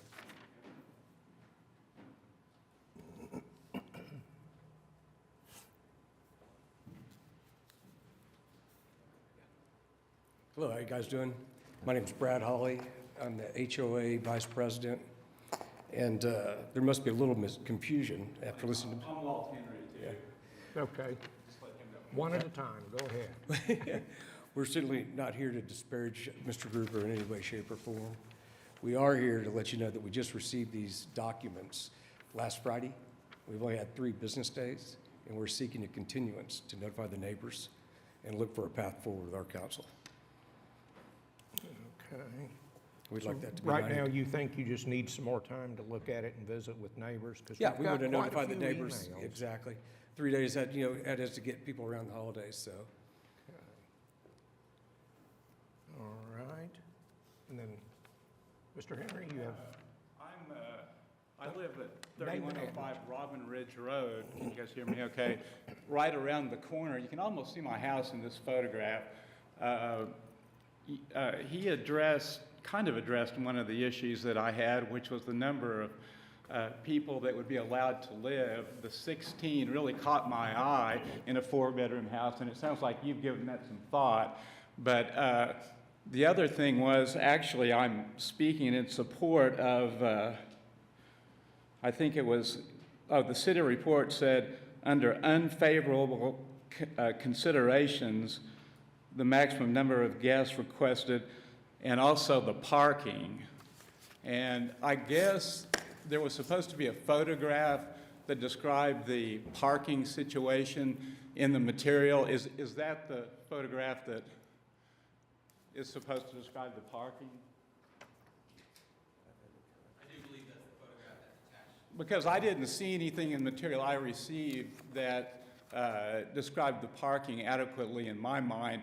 It's what I would call a threshold intersection into Quail Creek, Thorn Ridge, and that's 122nd on the side there. And off-street parking, I don't think would be a great solution for this corner because it's a challenging intersection to begin with. There are traffic lights there, but it's busy, and I would like to at least see a site plan showing the proposed parking on it, and that's just really another reason for supporting what this gentleman suggested of a continuance to allow a little bit more study on our part, because I didn't see this material until 2 days ago, and I'm actually an architect by profession, and I've done a lot of site studies and site plans and that kind of stuff, and so I think if we could just see something about how the parking is to be handled, that would be a step in the right direction, and also just a little bit more time for us to discuss it on our end. I totally get everything you've mentioned, and I appreciate it. okay. Got one. My name is Blake Holz. I live at 2933 Prairie Rose Court. It's in Quail Creek. I apologize for not signing up. This idea of notice coming to us rather late seems to be a common denominator in this particular matter, as this was only brought to my attention just before the end of the year. Otherwise, I would have provided the lengthy written materials as stated. I was able to download the application off the website this morning, and I am here to do one of 3 things. Ask that this be denied if it's not continued. I'm not going to rehash the notice part because I can tell you as the highest member of the HOA membership myself, a stock member of Quail Creek, that I also have a vested interest. And so if we can't get it continued, I'd like a ruling that denies it. If I can't get the ruling that denies it, there's some certain conditions to the special exception that I would kindly request. And if none of that works, I'll just thank you for your time because I can't imagine being in your shoes. But I would like to go over a few of these points. First being the continuance, which I think we've already addressed. Whenever we're looking at denying this, I found it interesting that the address he gave was 5600 North May, which is not a residential address. I can stipulate that he does live in Quail Creek, but there's a lot of things that just don't feel right here. He states that he wants this to be for single families that are in transition. Well, single families in transition that are going to stay longer than 30 days when they're renovating their home, have water damage, the way I read it, I'm not up to par on municipal code, but if you have a single family that wants to stay in your home, I don't think a special exception is required. Maybe I'm wrong on that, but to sit here and say that you're doing this to fill a need of the market that can be filled elsewhere, and it's almost like it was couched in altruistic terms. Well, he's here to make a buck, and I can appreciate that. We all have to make some money, but that's not what the application says. The application is for 12 people. It's not limited to a single family. It is for one night, one weekend at a time. And so it feels like this is what I'm saying, this is what I'm writing. But that part notwithstanding, on the merits, I would like to echo a few of the prior statements, which is that coming westbound on Northwest 122nd rather, when you turn north, that's a blind turn. And if you were to expand this map out, you'd see Blue Sage, which is further to the east, where they've actually had to move the lamppost because it's been hit so many times. And just, there's specific guidance here in, you guys probably know the code, 4250.1E is a standard for special exception approval. And I'm not going to read them verbatim, but their proposed use shall be in harmony, not adversely affect, not generate pedestrian and vehicular traffic. Well, 12 people, in theory, I guess there could be 12 cars, but to be fair, we're probably talking about the range of 4 or 5 cars on average. Well, again, we don't know where they're going to be parked. I understand that you can probably fit 4 or 5 cars on there, but the others are either going to be on the street where, again, I'm not well versed in the codes, but I know that I've been ticketed for parking too close to a stop sign or an intersection. So they're either going to be right there on Thorn Ridge, or they're going to have to park on Robin Ridge, and now we have more pedestrian traffic, which is in opposition to what the city code is stating. So,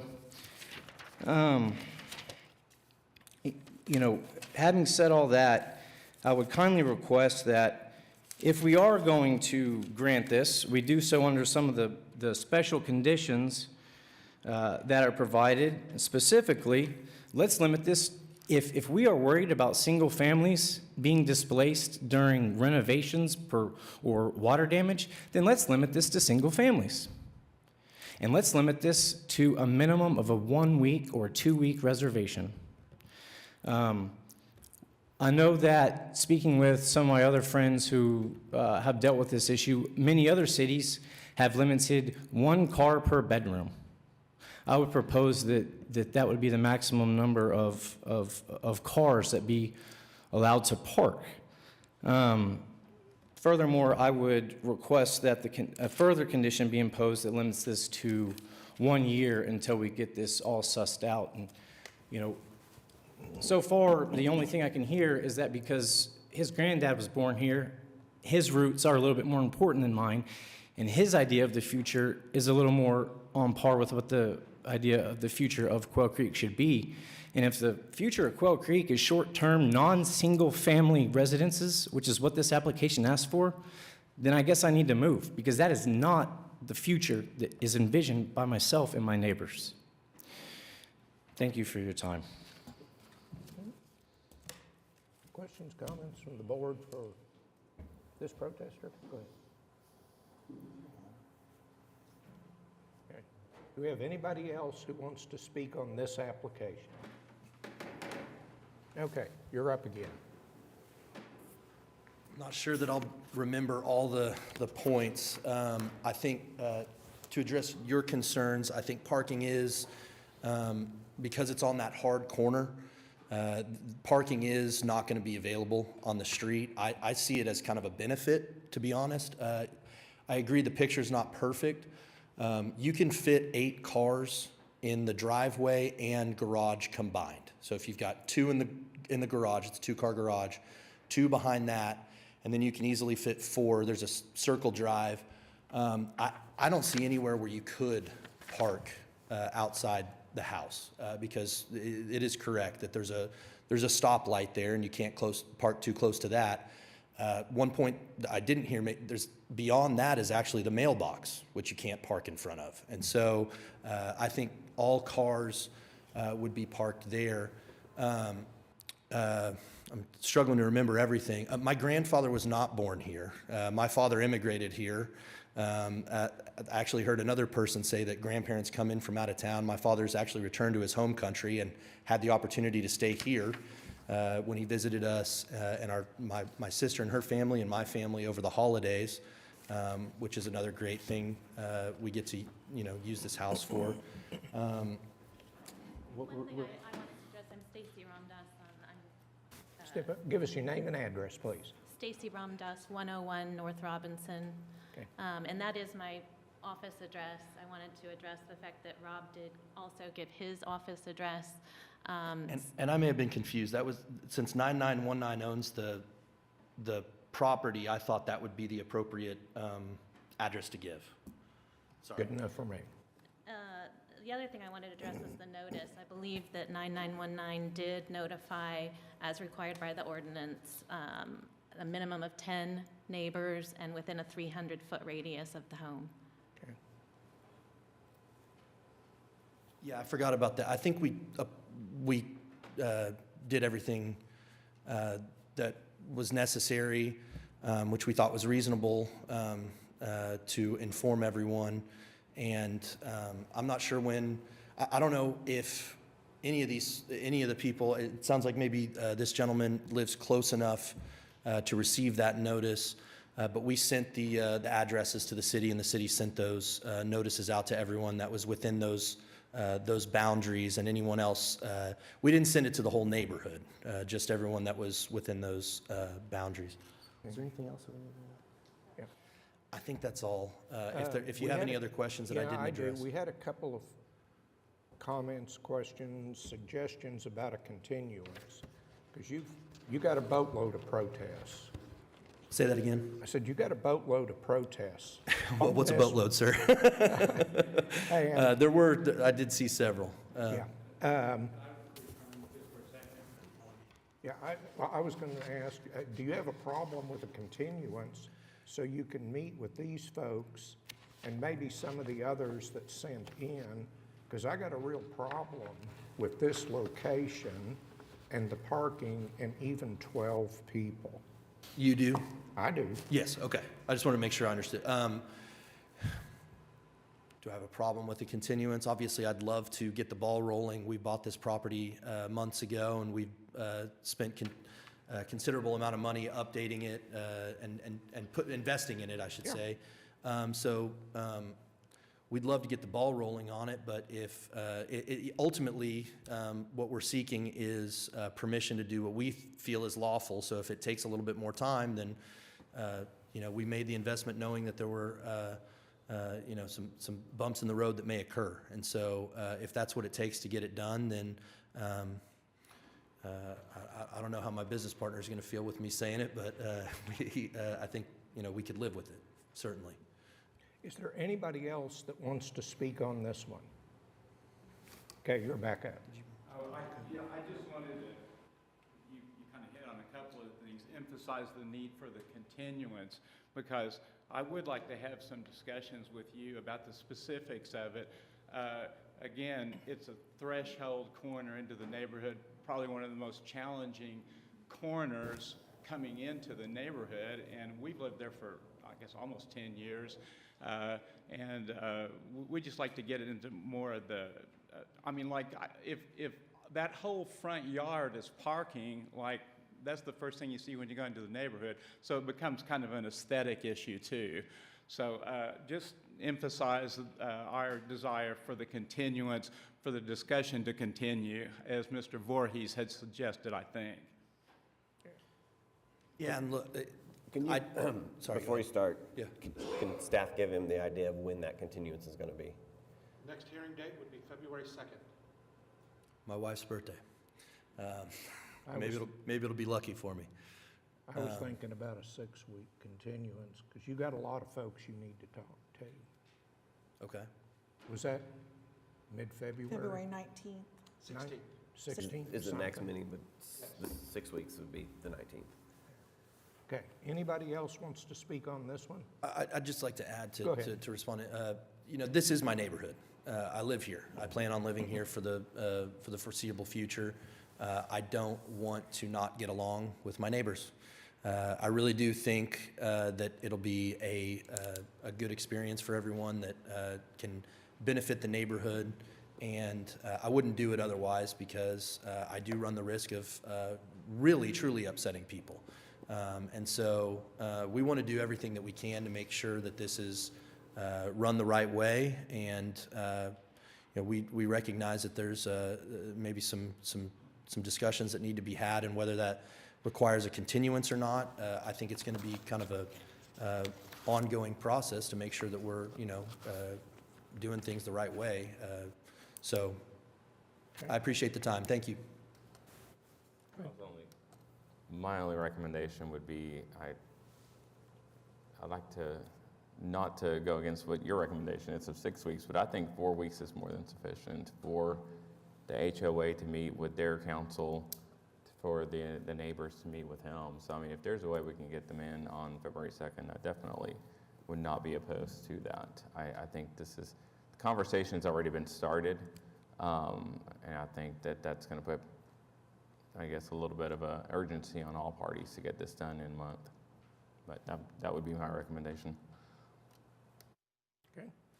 Anything else from the board? We got a motion then? I guess I can't. you can't do it. Are you No, good with February 2nd? Pardon? Are you good with February 2nd? Oh, yeah. Okay. Yeah, All right, motion to defer case number, let's see, which one was this one? 15192? Correct. Yeah. Okay, case number 15192, that we defer that to the February 2nd Board of Adjustment hearing meeting. Okay, motion, do we have a second? And cast your votes.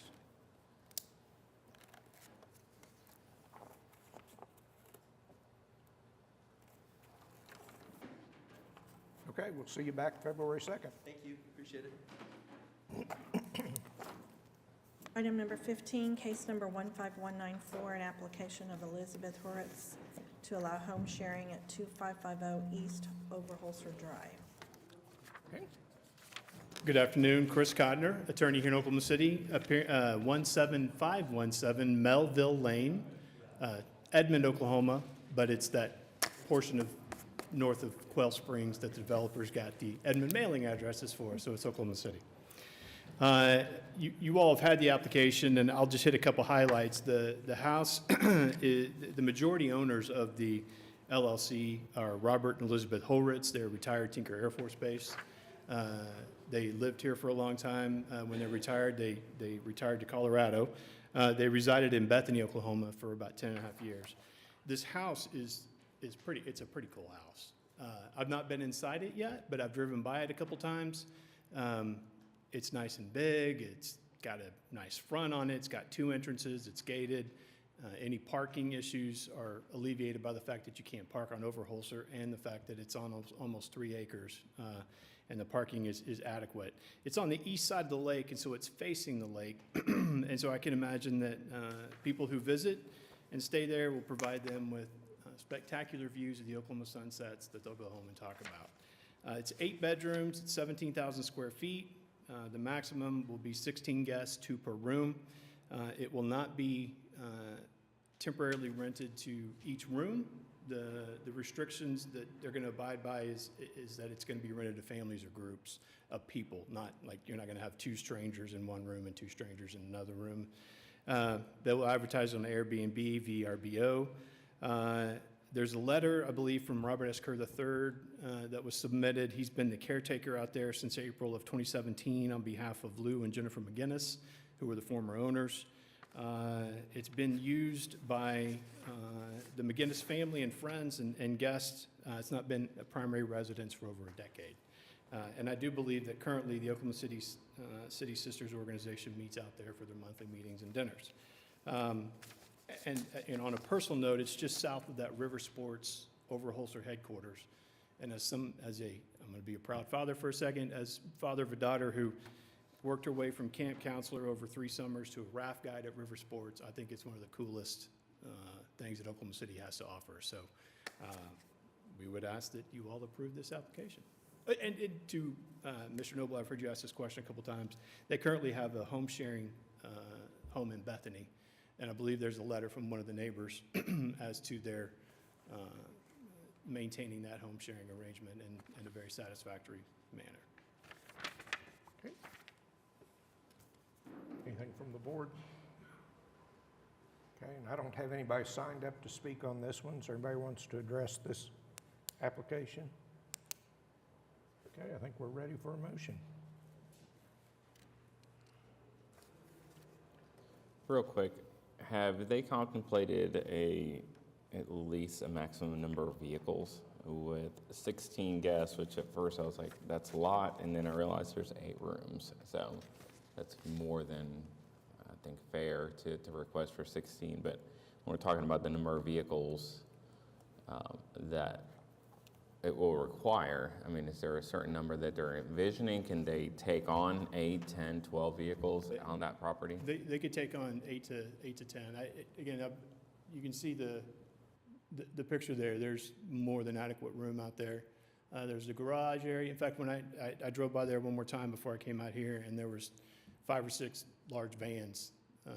I think they're doing some renovations that were parked there, and you could barely even tell anybody was there. Okay.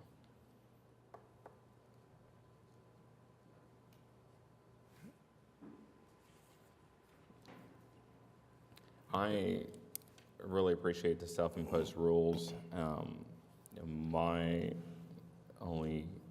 I don't know how many years, knowing that they have another one. Realized that there was not any objections here.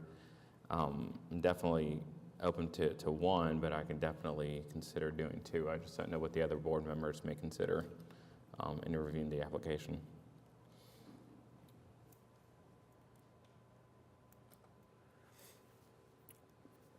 I agree. I think we can do more than 1 year. 2 years is adequate with me.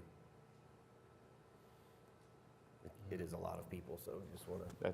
That's my only concern. Otherwise, I probably would do 2, knowing that they already have another one. So I don't know if you want to make a motion for what you prefer.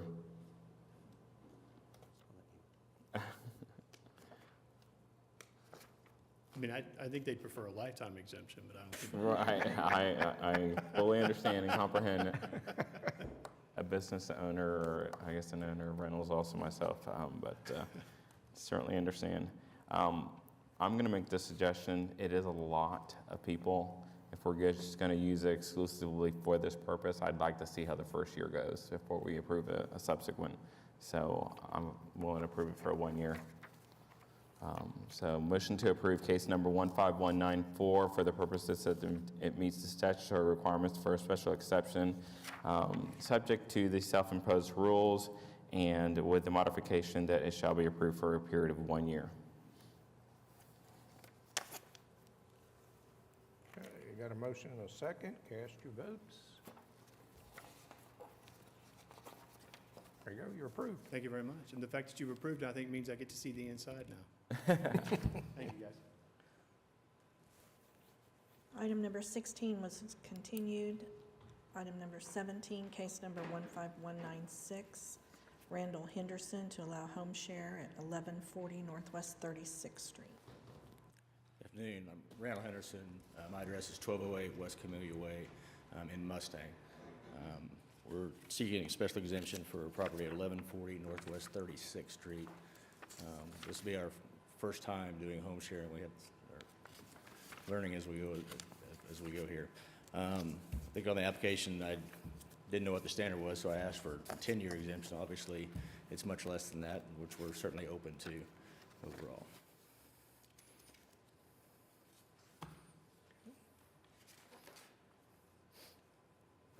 Anything from the board? And I don't have anybody signed up on this one. Does anybody want to address this application? Okay, I think we're ready for a motion.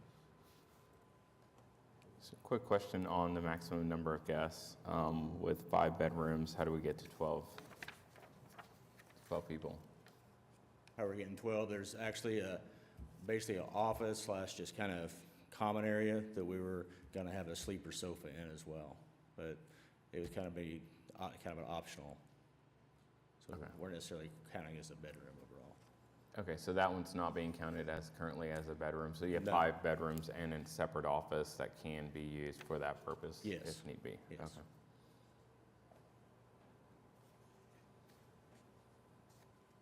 I don't have any other questions. Do you guys have any?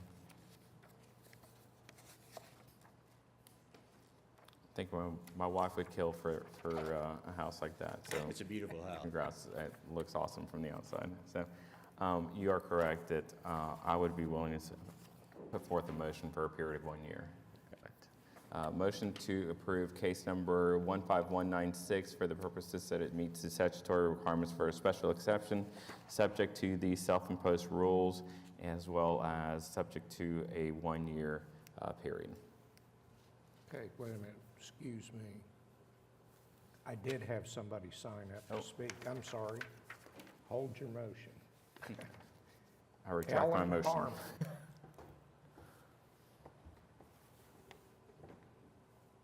Okay, go ahead, Roberta. Okay, all right, let's try again.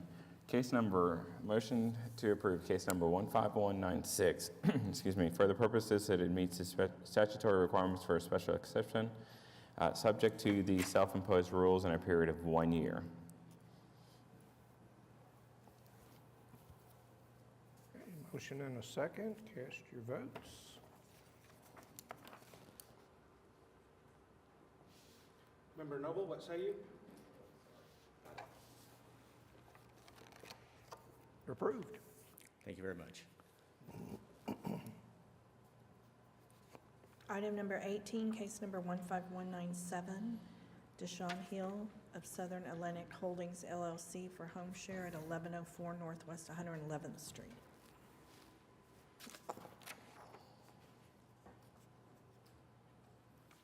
Good afternoon, Deshaun Hill for Southern Atlantic Holdings, 3180 West Britain Road, Oklahoma City. Tell us a little bit about your application, please. We bought the residence about 9 months ago, remodeled it, and just preparing to do an Airbnb short-term leasing.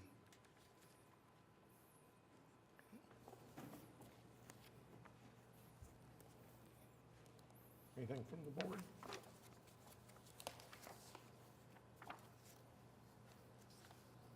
Okay, and I've got one person signed up to speak, Tyler Davis.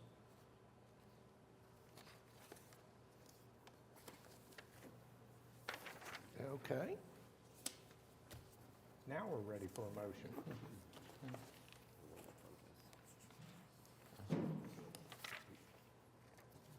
All right. Motion to approve, just to let you know in advance, I'm gonna make a motion for a period of 1 year, and then let's see how it goes for that 1 year. But motion to approve case number 15197 for the purposes that it meets the statutory requirements of a special exception, subject to the self-imposed rules in a period of 1 year. Motion and a second, cast your votes. You're approved. Thank you. Item number 19, case number 15198, an application of Scarlett Likeo on behalf of Omega Investments LLC for home share at 2911 Northwest 18th Street.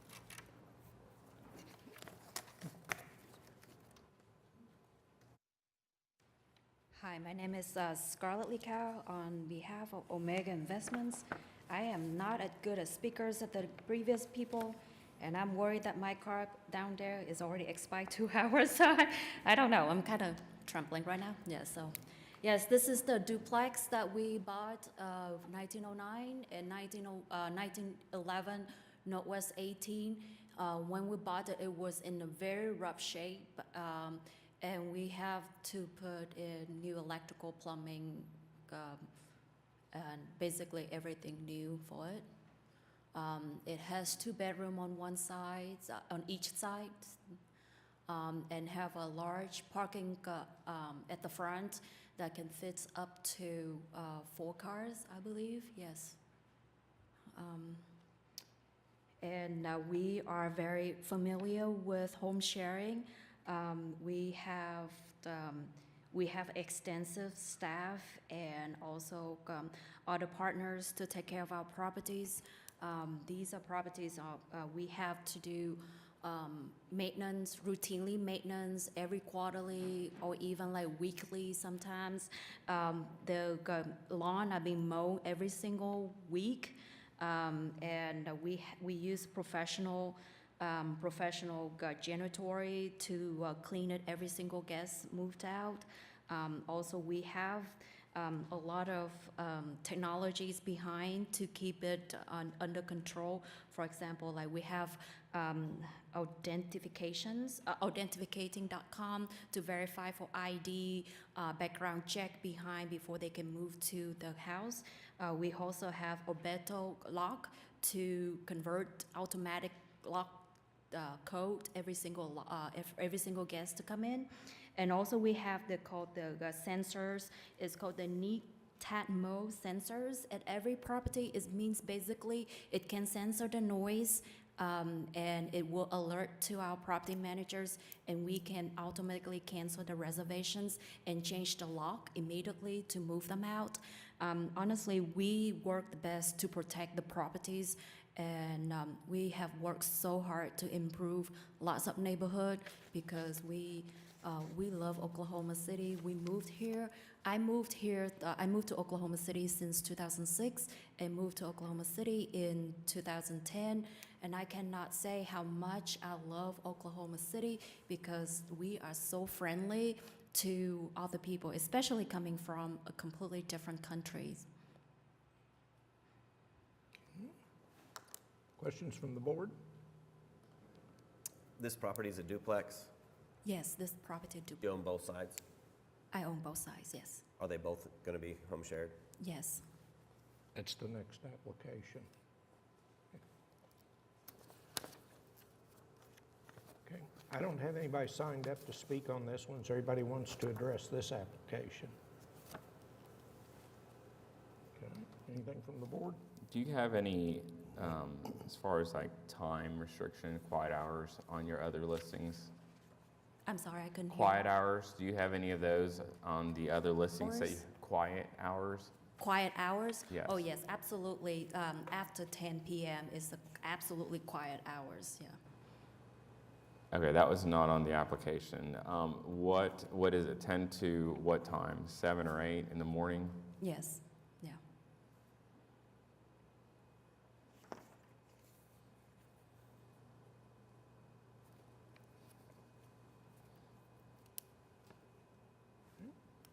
And all these other properties that are on here, are they owned by the same entity? Yes. I don't have any more questions, do you guys? 10 years.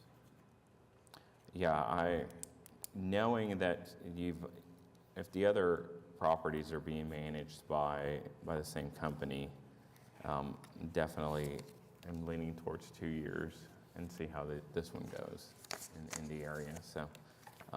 But also with the quiet hours from 10 p.m. to 8 a.m. Being added in there. Yes, absolutely. Any other comments? Okay. Then I'll make a motion to approve case number 15198 for the purposes that it meets the statutory requirements for a special exception, subject to the self-imposed rules, and then adding also that quiet hours shall be from 10 p.m. to 8 a.m., and that the term of years shall be 2 years. Thank you. Okay, cast your votes. Same thing. Member Sada, what say Oh, you? my apologies. Okay, you're approved. Thank you. Item number 20, case number 15199, same applicant for the other side of the duplex at 2909 Northwest 18th Street.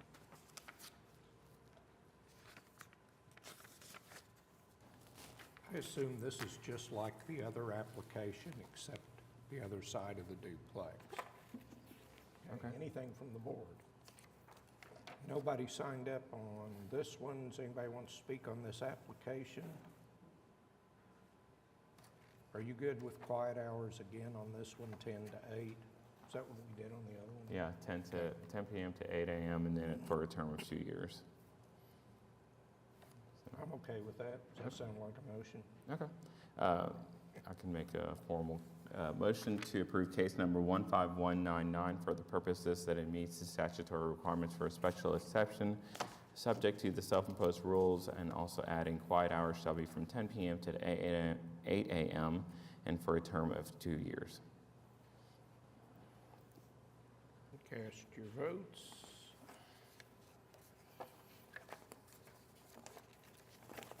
And you're approved on this one. Item number 21, case number 15200 for Scarlett Likeo for home share at 2004 Northwest 12th Street. The materials I've got look like the other ones. I'm sorry. I said the materials I've got look like the other two. Is there anything else you wanted to add? No, I don't think I have anything else to add. I would say the driveway is really large. It can fit up to 3 cars, and on the side, we do have the extensions driveway that can fit up to 2 more cars. The house is advertised as 4-bedroom, but we only allow maximum 8 guests anyway. Yeah. Anything from the board on this one? Now, my only recommendation would be quiet hours from 10 to 8 as well on this one, and term for 2 years. Okay. Does anybody want to speak on this one? I don't have anybody signed up. Okay. Motion to approve case number 15200 for the purposes that it meets the statutory requirements for a special exception. Subject to the self-imposed rules, quiet hours shall be 10 p.m. to 8 a.m. and for a term of 2 years. Cast your votes. You're approved. All right, thank you. Item number 22, case number 15201, an application of Alyssa Dyer on behalf of Julian Taylor for home share at 10721 North McKinley Avenue. Hi, guys. My name's Alyssa Dyer. I'm the property manager for this property, so I'm just here on the owner's behalf, happy to answer any questions that you guys have.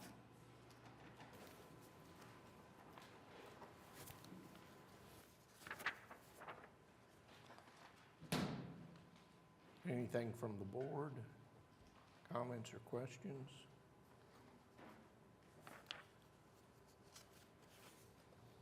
Are all of these other home sharing, are they short-term Airbnbs? So each one is a little different. This one is currently a long-term rental. It's currently undergoing a make-ready, so it's getting a pretty big renovation to the kitchen and bathroom. While going through that process, we're getting approval so that we can hopefully convert it to a short-term rental. Okay. Do you want me to go ahead and run through the other ones now, or do you want to do them individually? as So we get right to now, those?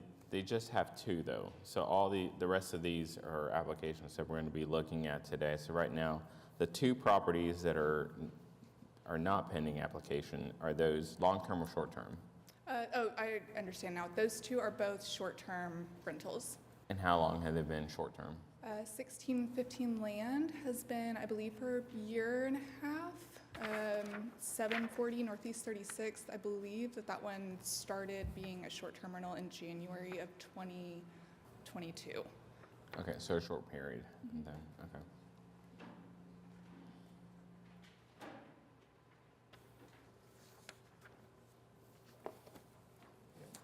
Is there anything else from the board? As the prior ones, quiet hours, I don't see anything listed. I definitely would like some sort of 10 to 8. I'm happy to do that on Okay. any of them. It's easy. And I don't have anybody signed up to speak on this one, so is there anybody who wants to address this application?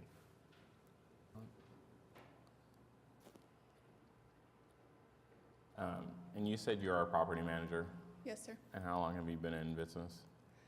Real estate in general since 2014, property management since 2019. I've been managing my own since 2015, but that's a little different from, for other people. Understood. Yeah. Yeah. I don't manage my own. I I only ask that, I'm trying to figure out the term of years. And so knowing that someone is using a property manager versus doing them themselves, I'm more lenient to doing a 2-year on these applications. Very cool. So just to kind of let you know in advance, unless we have any objections or other thoughts from the board members on that. So, I don't have anything else.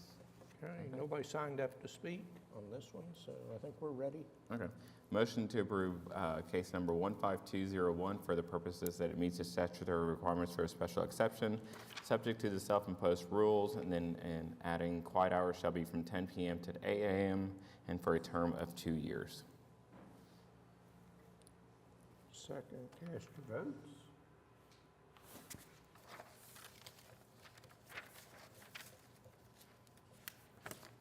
Okay, you're approved. Item number 23, case number 15202, application from Alyssa Dyer on behalf of Kiera Underwood to allow home share at 4102 Mason Drive. Is there anything different about this one than the other one? Yeah, this one's probably the most unique one. So it's a duplex. She lives in the right side, but she is one of the COVID people who bought a van and started traveling the country. So she kind of lives in a van, kind of lives in this duplex.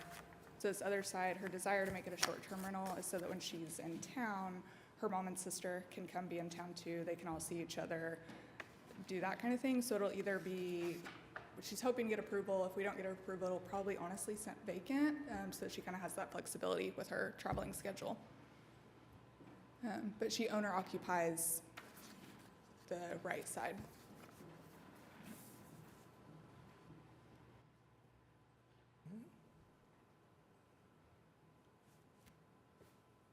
Questions from the board? I do not have any questions. I don't have anybody signed up to speak, so is there anybody who wants to address this one? Okay, I think we're ready for a motion. Okay, motion to approve case number 15202 for the purposes that it meets the statutory requirements for a special exception, subject to the self-imposed rules, adding also quiet hours shall be from 10 p.m. to 8 a.m. and for a term of 2 years. Second, cast your votes.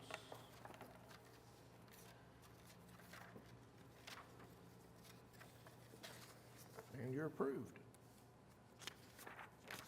Item number 24, case number 15203, special exception of Alyssa Dyer on behalf of Adam Eaton to allow home share at 3328 Greenmean Court.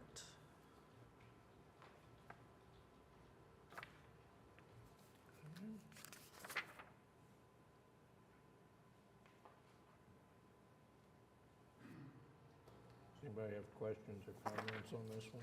Only question is, you showed 3 bedrooms, so this says king bed, a queen bed, and then a twin bed? Is it 2 twin beds in that It's third? a bunk bed, yeah. It's a bunk bed, okay, gotcha.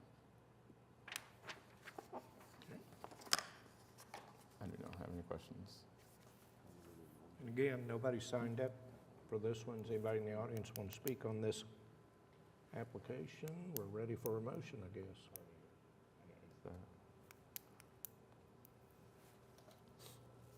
This property is a condominium.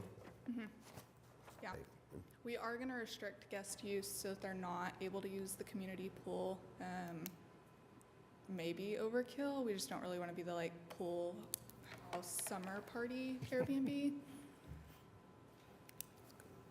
And my suggestion would be a 1 year, just because it's a condominium too. Just my thought. Okay. Do we have a motion? Yep, motion to approve case number 15203 for the purposes that it meet the statutory requirements for a special exception, subject to the self-imposed rules. Quiet hours shall be from 10 p.m. to 8 a.m. and for a term of 1 year. Motion and a second. Cast your votes. And you're approved. Item number 25, case number 15204, special exception request of Alyssa Dyer on behalf of JJRE LLC for home share at 2342 West Park I Place. didn't make the motion. We'll fix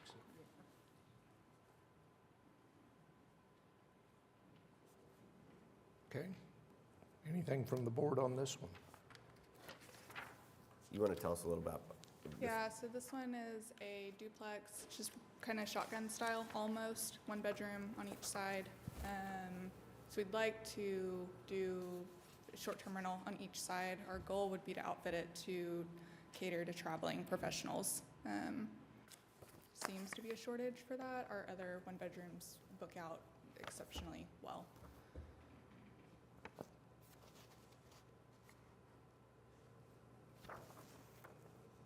Does the other side have its own address? There's 2342 and 2344 West Park Place. I know some of mine got deferred to another meeting, so one of the addresses may not be on this. Well, that was because it was in the historic, but this application, if it's a duplex and you're going to rent both sides, then you have to have an application. I submitted two. I just assumed that only one was on this docket since I had some get deferred, but I can double I check. will look. Okay. Are you Cynthia? I am. Okay, we've been emailing, so I can follow up for sure. Thank you. Should we defer this then? I mean, you can make a motion on this address, and then she'll just have to come back with the other one.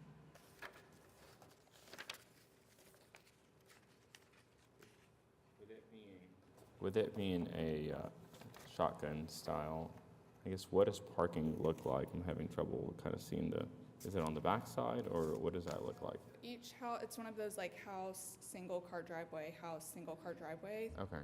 streets. So whether it's long-term or short-term, it'll be whoever's on the east side will have access to the single, and then whoever is on the west side, if I'm not mixed up, will have to park in front of the home.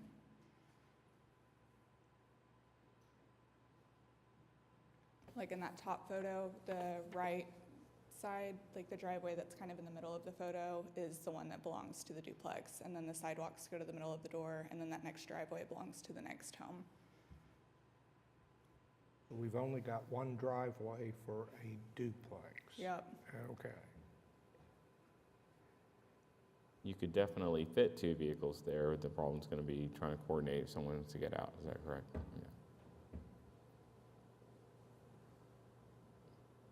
Do you foresee any, I guess, obstacles in that sense, from the occupants who are trying to rent that short-term rental?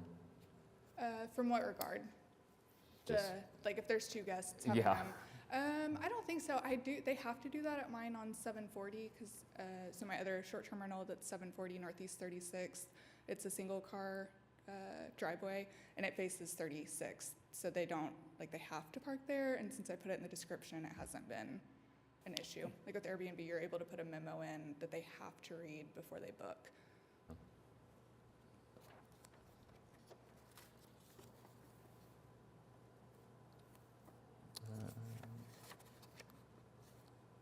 Don't think I've got any other questions on this one. I guess I'd like to get your thoughts on term, one or two. I'm kind of curious to see the driveway situation, so, but, okay. Motion to approve case number 15204 for the purposes that it meets the statutory requirements for a special exception, subject to the self-imposed rules, and also adding quiet hours from 10 p.m. to 8 a.m. for a term of 1 year.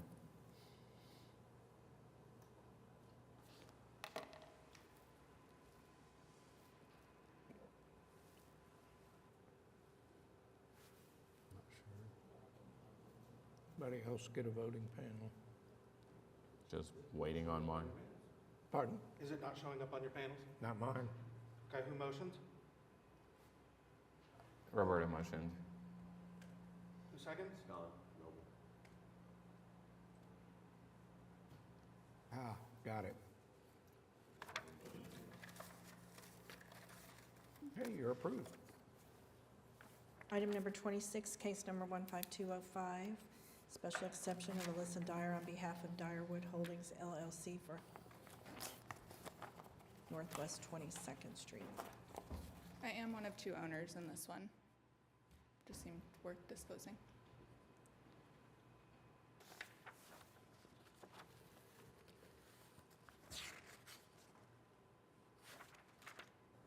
Parking is the same on this? Yeah. It's a duplex, one drive. Yeah. Well, it's a single-family house, but it is one drive. Oh, okay.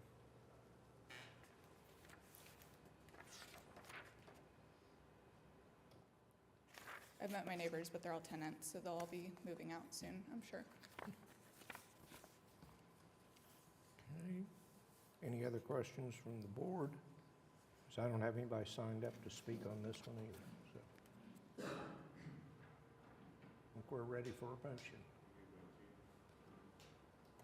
All right, motion to approve case number 15205 for the purposes that it meets the statutory requirements for a special exception, subject to the self-imposed rules, also adding that quiet hours shall be from 10 p.m. to 8 a.m. for a period of 2 years.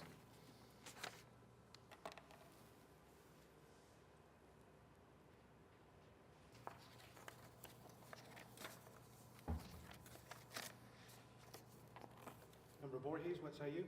I vote yes. Okay, you're approved. Item number 27, case number 15206, special exception request of Alyssa Dyer on behalf of Randy Thompson and Michael Thompson to allow home share at 1919 Northwest 11th Street, Unit 2. The only thing that might be helpful to know on this one is that it's a fourplex. They only intend to switch one to a short-term rental. They're from Oklahoma, originally live in, the owners of this property, from Oklahoma, but they live in Utah. So they'd like to have one as a short-term rental so that when they're in Oklahoma with family, they can crash there instead of with mom and dad.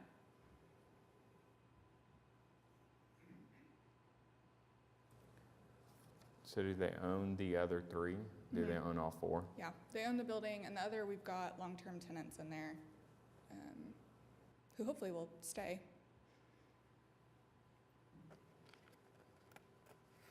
And that back parking, really, there's only room for 4. Like, technically, you could maybe squeeze a 5th.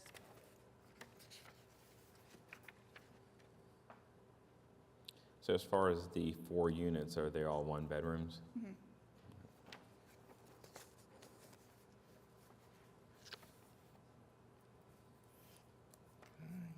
I don't have anybody signed up to speak on this one either.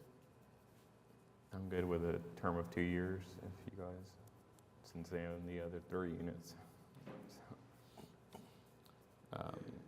Motion to approve case number 15206 for the purposes that it meets the statutory requirements for a special exception, subject to the self-imposed rules, also adding quiet hours shall be from 10 p.m. to 8 a.m. and a term of 2 years. Cast your votes. I didn't get one again, but I'll vote yes. Voorhees, what say you? Yes. Okay, you're approved again. Item number 28, case number 15207, special exception for Alyssa Dyer on behalf of Kevin Yang for home share request at 1815 North Gatewood Avenue.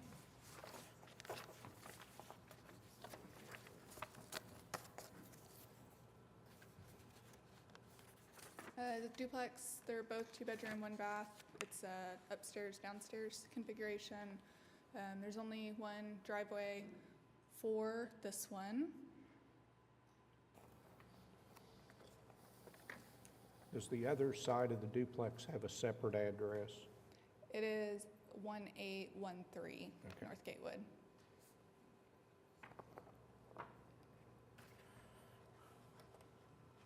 Do you have an application for that one too? No, that's a long-term tenant, and hopefully he'll stay there, so it'll stay that way. He just renewed for another, I think, 2 years. Let's see, nobody signed up to speak on this one. Do we have anything else from the board? Ready for a motion? Okay, I'm going to make a motion just to let you know it's going to be 1 year. these one-car driveways are a little bit concerned, just to kind of see how the tenants play well. Okay. If they play well over the year. Motion to approve case number 15207 for the purposes that it meets the statutory requirements for a special exception, subject to the self-imposed rules, and also subject to quiet hours from 10 p.m. to 8 a.m. for a period of 1 year. And cast your votes.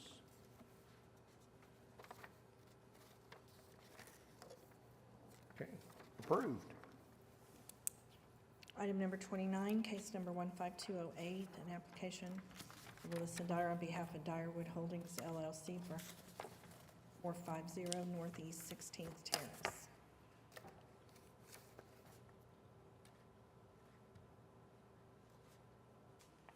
I am part owner in this one as well. It looks pretty different now than it does in the photo. So there is a driveway. It is set back pretty far from the property. So full transparency, I could totally see guests ignoring that and parking in the street out front.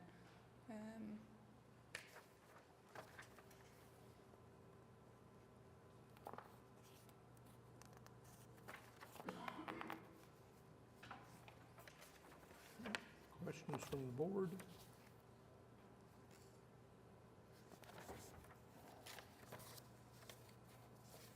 I don't have anybody signed up to speak on this one either. So you ready for a motion? Yes. Motion to approve case number 15208 for the purposes that it meets the statutory requirements for a special exception, subject to the self-imposed rules and also quiet hours from 10 p.m. to 8 a.m. for a term of 2 years.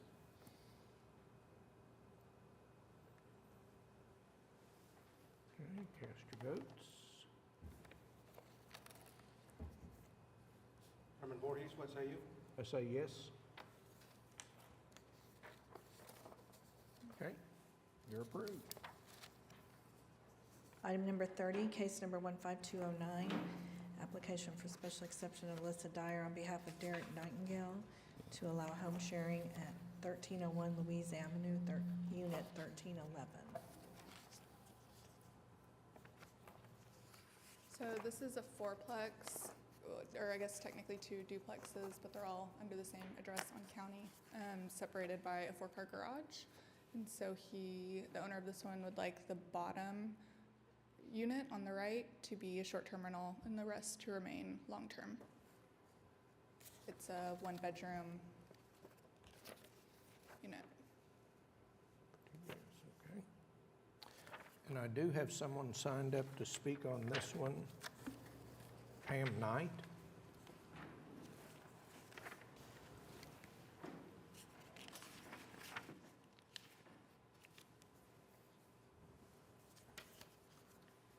Hi, my name is Pam Knight, and I live at 1831 Northwest 12th, which those properties are all along my east side of my house.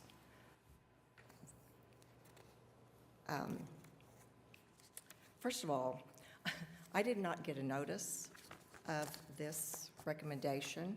I actually found out from a neighbor across the street. She received one. She's a renter. The neighbor next to her received one. He is in the process of buying his house. I have lived in this house since July of 2021. I received my county property taxes at that address. I get the city bill, water bill and everything at this address.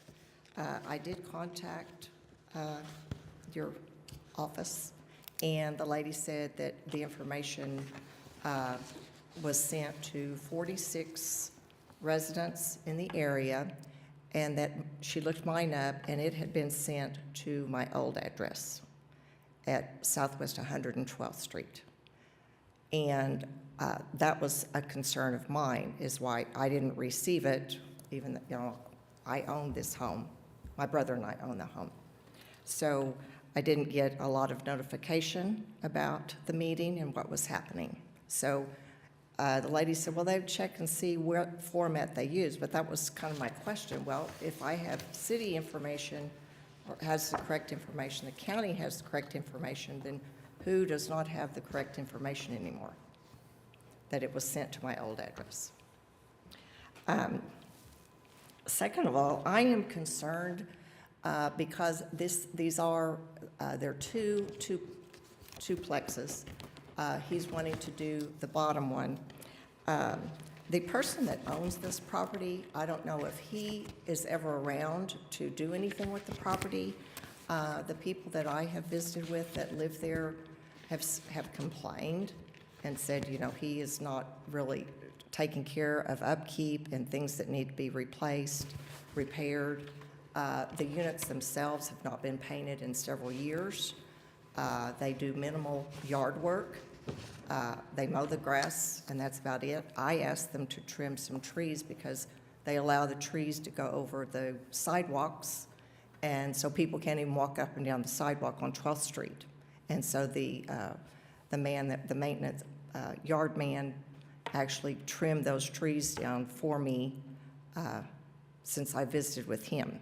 And I had sent a notice to the city action before about them not taking care of the property with the yard.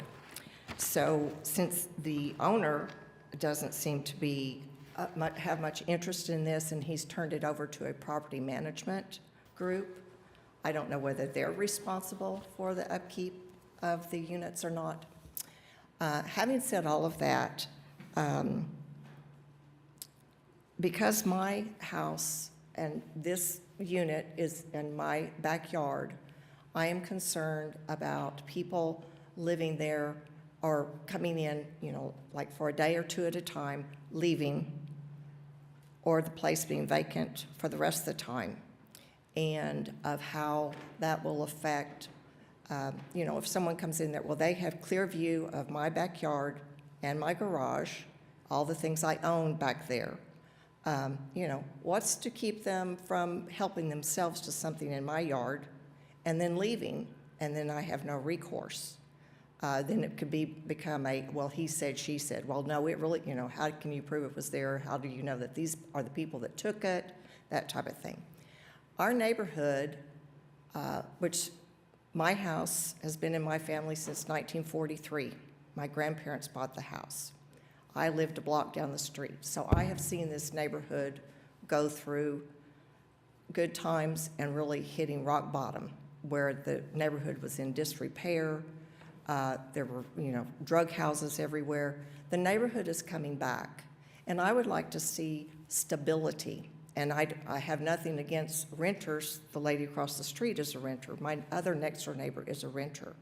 But I feel like that people that are there for more than a day or two are going to be more invested in, you know, taking care of the property, watching out for the neighborhood, becoming part of the neighborhood.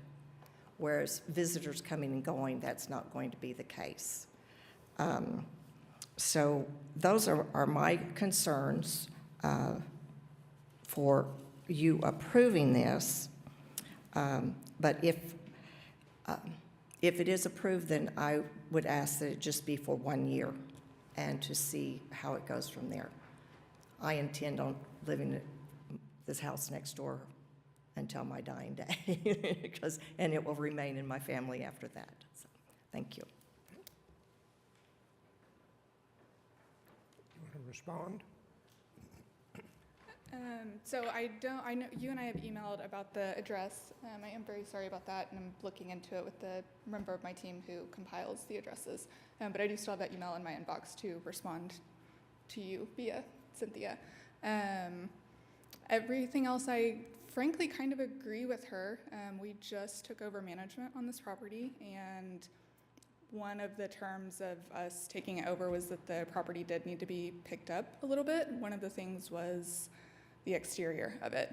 So we did an initial cleanup. It was already kind of into fall season, but with the agreement that in the spring, we would plant some landscaping and clean up the backyard more, and honestly, a lot of the stuff that she expressed. So I honestly, I have no problem kind of addressing those things and maybe putting a 1-year requirement on it and kind of letting the owner know that that is possibly going to be impacted by his willingness to follow through on cleaning up the property would help her and me both. Nobody else signed up on this one? Anybody else want to speak, or do you have anything else you want to add? No, I appreciate the fact that you agree with my concern, yes. All right, I think we're ready for a motion. Real quick. One of the unique things is that a lot of times we're approving homes that have been renovated. And the fact that the owner has allowed the rentals to get into that sort of shape, it's very concerning. And my concern is 1 year too long? Like, do we say 6 months, and let's see if he actually followed through with the promises that he made as far as renovating these properties in the spring? I will say he's already, so we have a replacement of the electric panel on the schedule for, I think it's Monday, it's January 9th,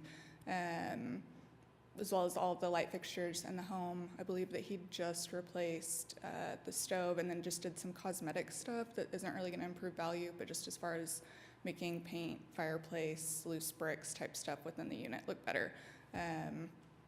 So on my end, I'm seeing good faith, but I also understand that you guys, can't really operate off people's word. Right. And I mean, had it not been someone protesting about it, especially being the person that lives next door, and then maybe a little more apt to give a 1 year. But I'm not sure that I'm almost leaning towards saying, for me personally, 6 months, and let's see where we're at in 6 months. Commissioner Seda? Yes, I would like to bring to your attention that the home share licensure is an annual. it is annual. Thank you. All right. Well, that takes care of that. But if you will relay that message to the owner that is an extreme concern as to whether or not he's going to follow through with those renovations, appreciate it. Yeah, I can do that.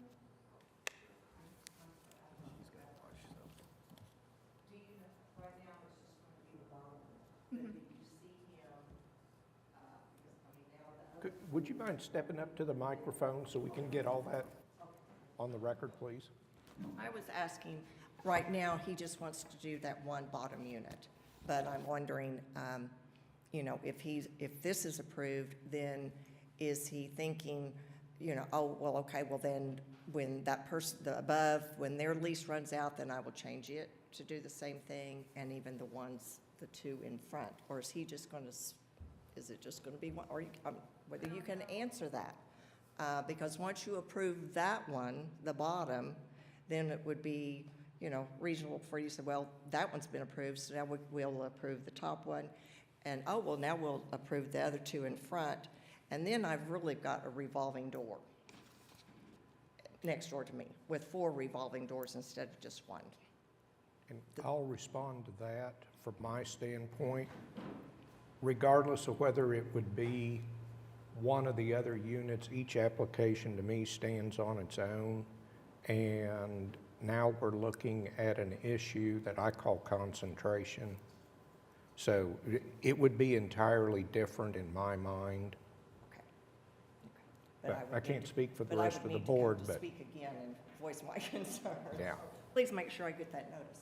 Okay, Yeah. thank you. So, anything else from the board? I don't think so. I'll make a motion to approve case number 15209 for the purposes that it meets the statutory requirements for a special exception, subject to the self-imposed rules, and also subject to quiet hours 10 p.m. to 8 a.m., and for a term of 1 year. No, you're good. My screen is not working, apparently. Hold on here. There we go. I have a motion from Seda. I need a second. Yes. There we go. Okay, now cast your votes. So on the screen up there. Okay, you're approved. Item number 31, case number 15210, special exception of a fire on behalf of Lydia Hooker to allow home share, 1126 North Kellam Avenue.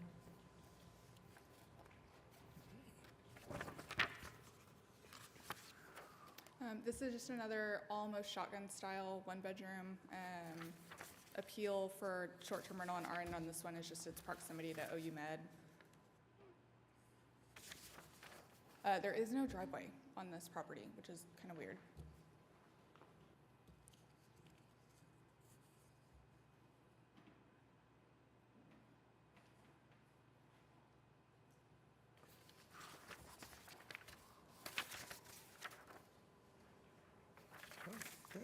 Anything from the board?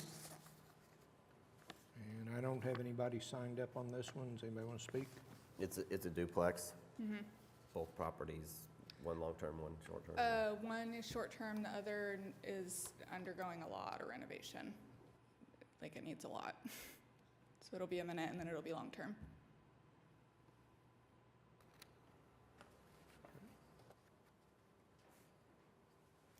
Anything else? Is it currently being used as a long-term rental? It's currently vacant while we get estimates from contractors to figure out. Are you asking about the vacant side? Well, I'm just curious to know what the parking situation has been if there is no driveway. And I'm So gonna we guess, had- is it Park Place or, yeah, Park Place, is that where we're gonna ask them to park? You said it was in your OU Medical? Oh, yeah, so long-term tenants have just parked on the street. I think there maybe was a driveway at one point that has just kind of disintegrated to gravel. But it's currently only 3 or 4 feet long and kind of has a shelf off of a hill. Okay. I would definitely not park there. I guess this, is it Keelam? Avenue? I think Kellum, Kellum? that's how Okay. we say it. Sorry. No, I don't know. Every time I misspell something, I always default to the fact that English is my second language, so I'll say that. I mean, is that a high traffic area? It's kind of high foot traffic area, but not really road traffic. Okay.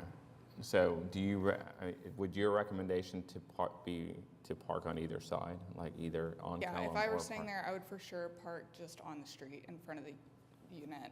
Because the other thing is if you park on what I think used to be a driveway is that you're going to be cutting off the sidewalk that's there. So any of the pedestrians would be, like, there's not enough of a driveway to park there without blocking off. So is your recommendation Park Place or Kellum?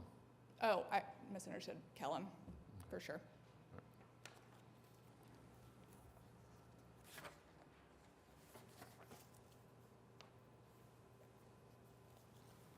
I've got no other questions other than seeking input as far as term of years, what your thoughts are on this one. I think a 2-year term. Any other questions?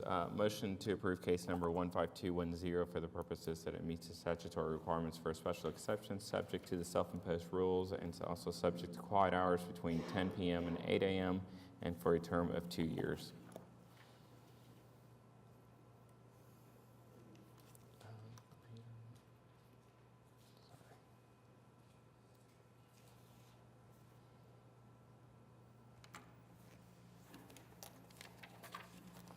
Okay, you're approved. Item number 32, case number 15211, application special exception Melissa Dyer on behalf of Stephen Holden for home share at 727 Northeast 5th Street.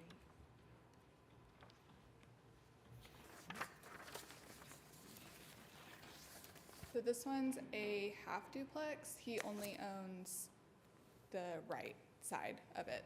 I haven't met the neighbors yet. When I've gone by, they haven't been home. But it's just a 3-bed, 2-bath, somewhat recently constructed.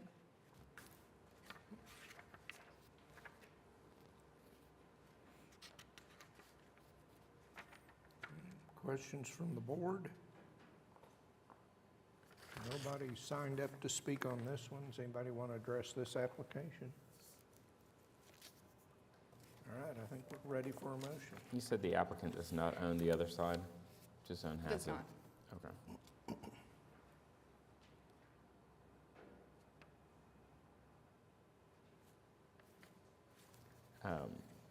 Just to let you know, my motion's gonna be for 1 year, just 'cause we don't know about the other side, and see how it goes.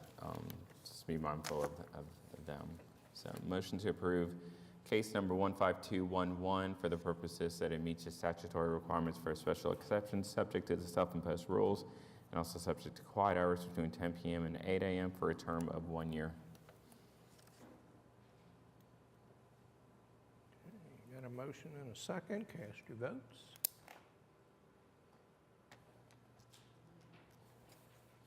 Okay, you're approved. I can't believe it. We're on our last one, guys. Item number 33, case number 15213, application of special exception for Alyssa Dyer on behalf of JJRE LLC for home sharing at 2344 West Park Place. This is the other half of that. Yes. Oh, Park Place, okay.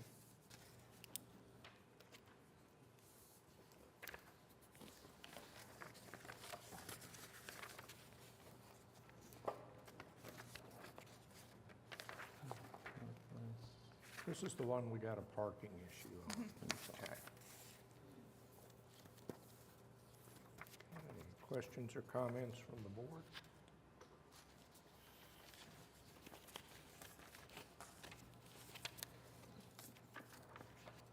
I do Nobody not. signed up to speak on this one. Is there anybody who wants to address this application?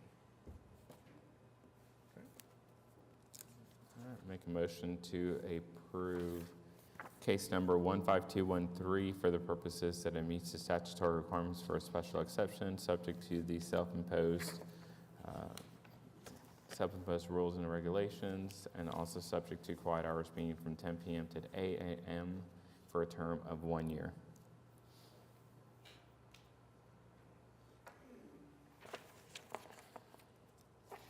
Okay, cast your votes. Oh,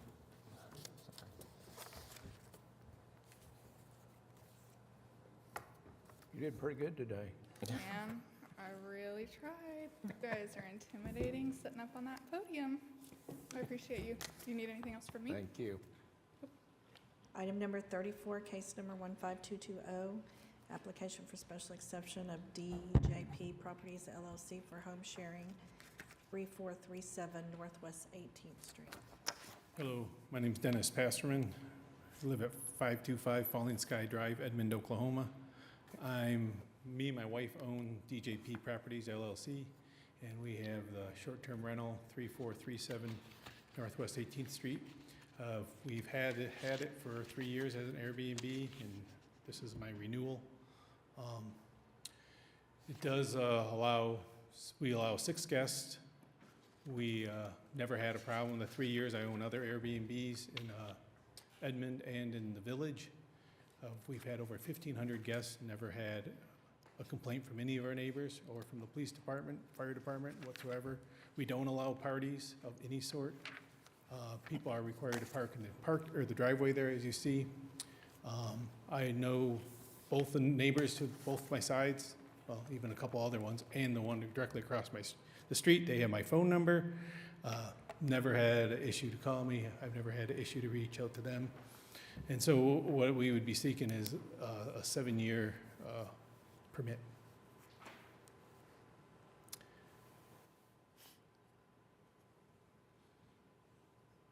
Do we have anything from the board? And nobody signed up to speak on this one. Is there anybody who wants to address this application? You said this is a renewal application? Yes, I've had it for 3 years. The first application was 3-year length. Okay. And was the initial period also for a maximum number of 6 guests? Yes, we've kept that the same. We also require a $500 security deposit, which stayed the same. Realistically, we rarely get 6 guests. We usually have 3 or 4 max. It's a 2-bedroom house, but we do have 2 cots.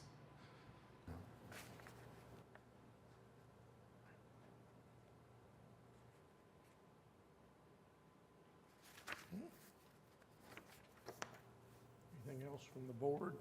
You said the initial one's 3 years? You had Yes. it for 3?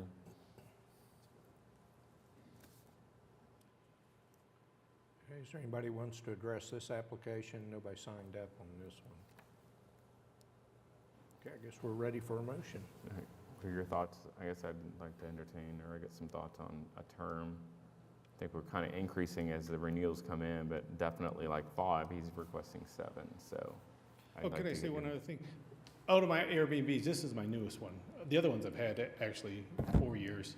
like I said, never had a problem. It's, you know, in my best interest to keep the neighborhood nice, keep my neighbors happy. I'm not looking to cause any problems with my neighbors. Like I said, they all have my private home phone number, my cell phone. It's in my best interest, like I said, to keep the house looking good. We've updated it, landscaped it. I mow the grass personally, and also me and my wife clean each of the houses ourselves after every guest. So we have a constant, we're there every 2 or 3 days. Keep an eye on things. Yeah, I don't know about you guys, but this is kind of like the example that I personally look for is like, you know, starting off with an initial term that's much smaller and then seeing somebody demonstrate that Right. they can effectively manage a vacation rental. So I'm not opposed to it, but. Okay. And my thoughts would be maximum of 5 years. Okay. I didn't see anything about quiet hours, but obviously all the other ones have had some sort of quiet hours in the rules. That's the only thing that I could probably add to it. Sounds like 5 years is going to be a go. I'll make a motion to approve case number 15220 for the purposes that it meets the statutory requirements for a special exception, subject to the self-imposed rules, adding quiet hours from 10 p.m. to 8 a.m. and for a term of 5 years.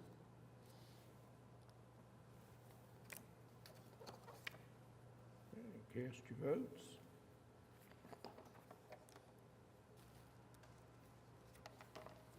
You're approved. Thank you, appreciate it. Item number 35, case number 15222 for special exception of Peter Gasky to allow home sharing at 2316 Northwest 16th Street. Good afternoon. My name is Peter Gasky. I live at 12700 St. John's Drive in Oklahoma City. So this is all of our stuff. We're looking for a short-term rental on the property at 2316 Northwest 16th Street. That is not a great picture of it. But it's been completely remodeled. We bought it back in 2020, right before COVID hit, with the intention of making it our first Airbnb. When travel declined, we turned it into a long-term rental. I had a buddy moving up from Houston, so he lived there for the last 2 years. Since he moved out, we've gone through and repainted the exterior just to give it a new pop. And we have we have 16 properties, most of them long-term rentals. We do have one Airbnb short-term operating in Norman right now. And so we're looking for this one and one other.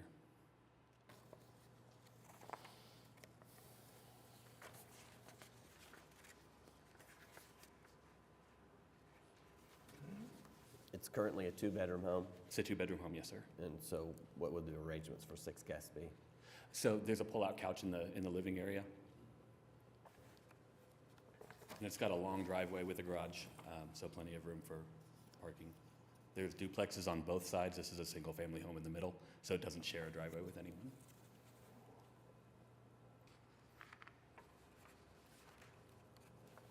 Any other questions or comments from the board?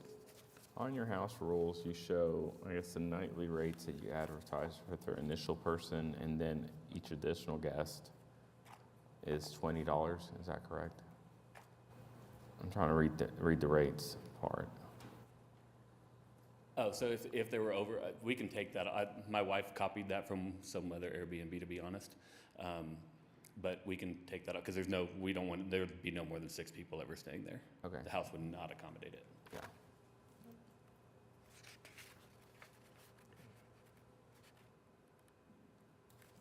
Anything else from the board? I appreciate people who love pets. Yes, we have 4 ourselves. And did you say this is your first Airbnb? No, we've got one operating in Norman. This is the first one in Oklahoma City. Okay, how long have you had that one in Norman? It's been operating since July of last year. Okay.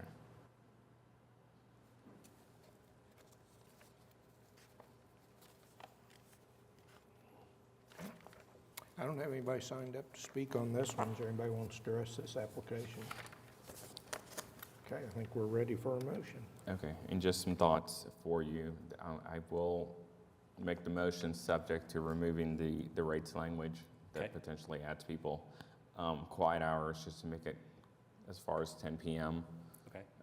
And then I'll be honest, I'm going to do it for 1 year, just to see how it goes on this one. So, but motion to approve case number 15222 for the purposes that it meets the statutory requirements for a special exception, subject to the self-imposed rules, with the addition that the rates language for the House rules as stated will be removed from the advertisement. Quiet hours will be adjusted to be 10 p.m. and for a term of 1 year. Did we need to change, so I think it said 11 to 7 a.m. Do you want us to go to 8 a.m.? That'd be great. Okay. Yeah, 10 to 8. Yep.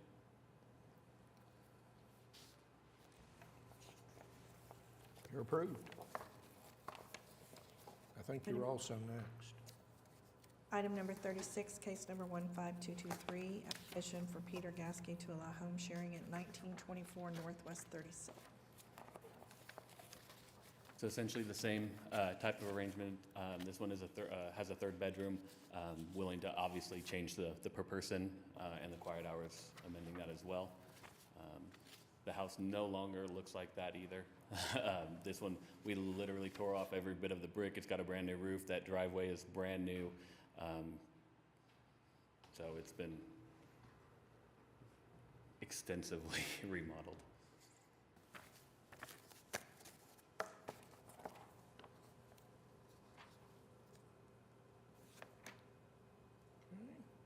Questions from the board? Did you see the protest email? I did not. Let me make sure I'm looking at the right one. Yes, somebody says the house in question is already listed on Airbnb and being rented out. Okay, so the short answer is it is being rented out. It is on a 3-month lease. So it is a long-term traveling nurse who is there, and she's on a long-term. She moved in December 11th, and she's there through March 12th, I believe. Yeah.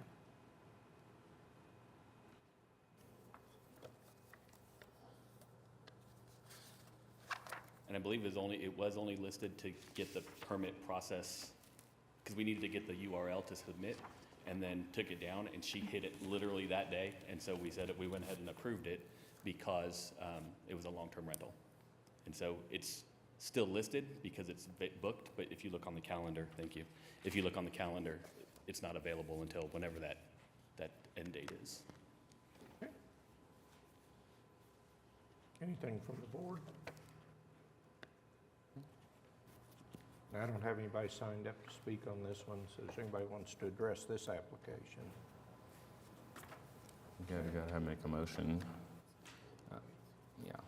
So, motion to approve case number 15223 for the purposes that it meets the statutory requirements for a special exception, subject to the self-imposed rules, and also subject to removing the language about rates as in the advertisement as the prior application.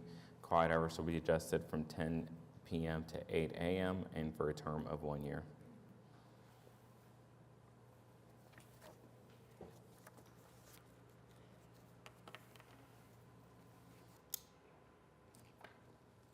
Member Saito, what say you?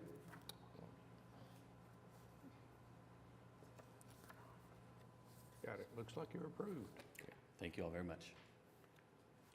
Item number 37, case number 15224, an application for special exception of Irma Cano for home sharing at 546 West Hill Road.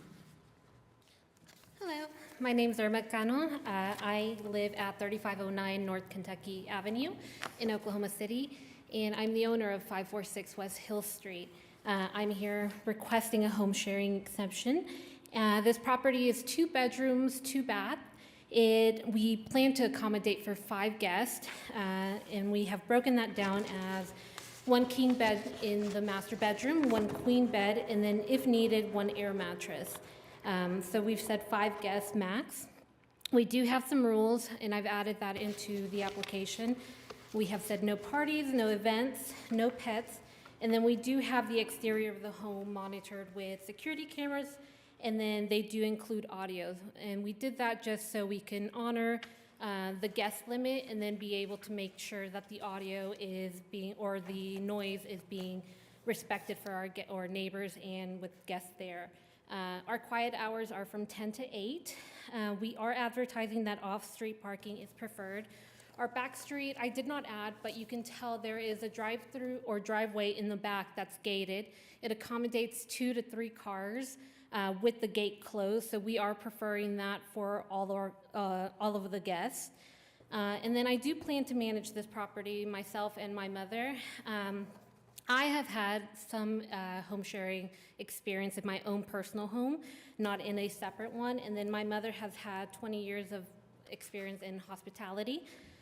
So we've had a little bit of experience with that. I do have 2 long-term rentals that are in the same area, and we've had no issues with that with our neighbors or with our tenants. So with that experience, we were hoping that we could get a 2-year exception, but understand if it would be different, so.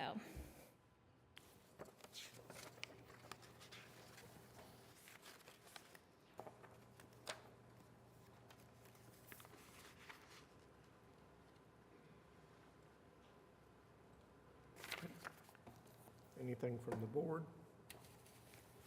And I don't have anybody signed up on this one. Does anybody want to speak?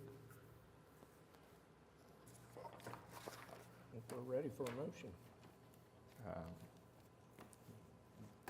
You guys good with the mattress and the font?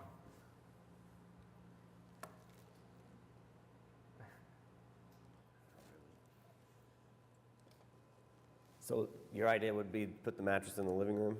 I'm sorry? In the living room with the mattress? We have kind of a separate area in the middle of the home. So it's like an open kind of office area that connects all of the rooms. It's in the hallway. So it has enough area to put in the air mattress there. So that's what we were planning. Again, we were only thinking that if it was maybe children, that's why we did 5 instead of 6. So it couldn't be like multiple couples. Just in case a family came and had children and needed that extra space. So that's what we planned. Okay. I mean, put thought into it, so. Yeah. I agree. And what's your experience with management of rentals? So I've had home sharing in my personal home in the previous past, and then my mother, so originally I was going to move into this home.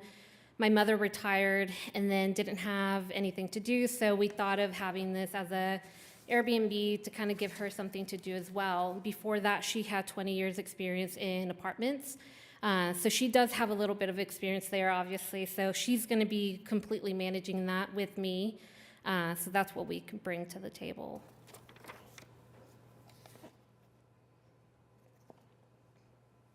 I've got no objections to 2 years unless one of you guys does. No? All right. I didn't get anybody to sign up on this one, so is there anybody who wants to speak? Okay, I think we're ready for a motion. Motion to approve case number 15224 for the purposes that it meets the statutory requirements for a special exception subject to the self-imposed rules.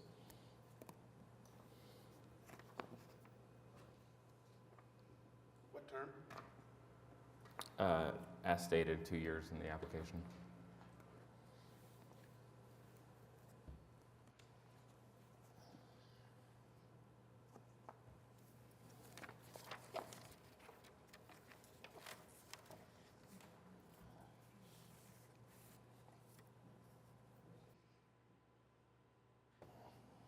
It passed. Okay, you're approved. Appreciate your time. Item number 38, case number 15225, Jonathan Davis to allow home share at 1719 Oso Avenue.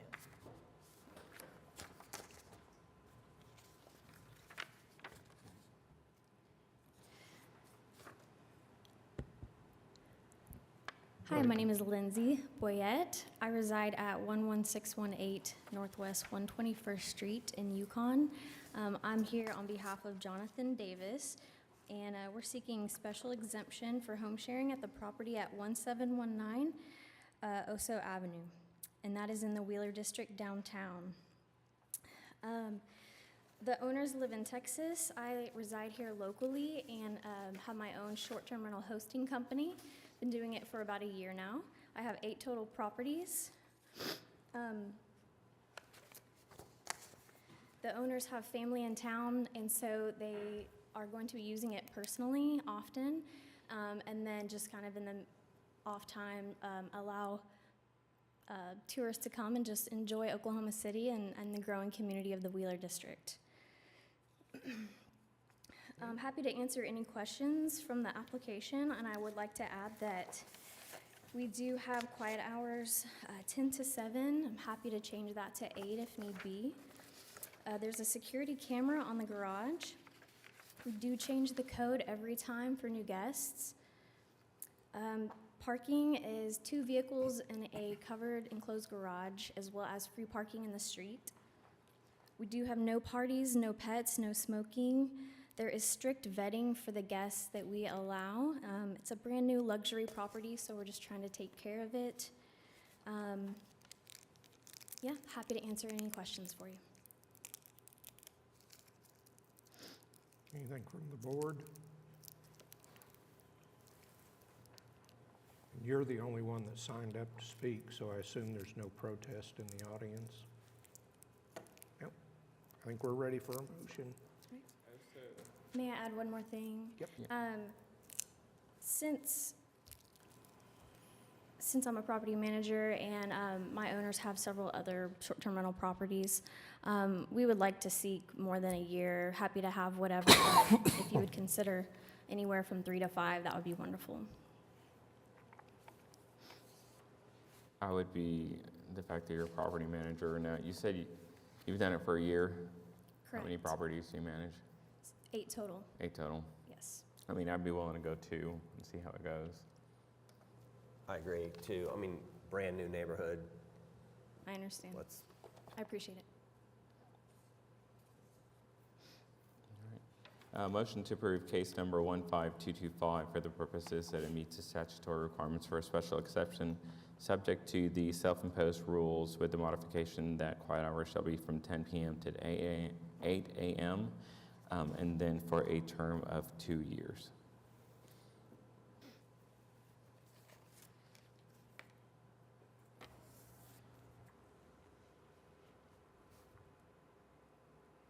Member Sada, what say you? Honestly,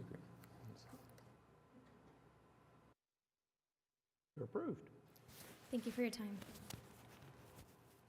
Item number 39, application of special exception for Nicholas Nugent to allow home sharing, 1312 Northwest 13th Street.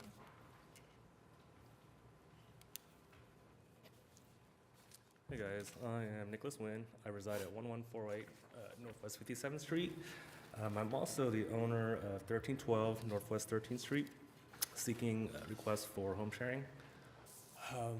Pretty straightforward house, 3 bedrooms, allowing 6 people, single family home. So the driveway is not shared with the neighbor. It's a long driveway, actually fits up to 3 cars. If needed, it'll be a little tight, but if it's no parties, 3 cameras in front yard, completely remodeled. So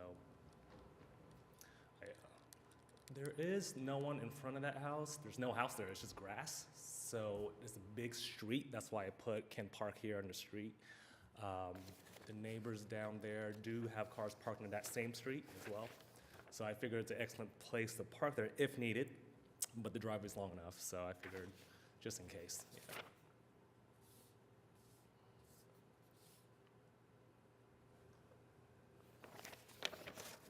Okay. Anything from the board on this one?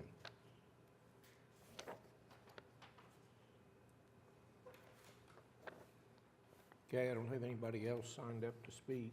Does anybody want to address this one? I think we're ready for a motion then.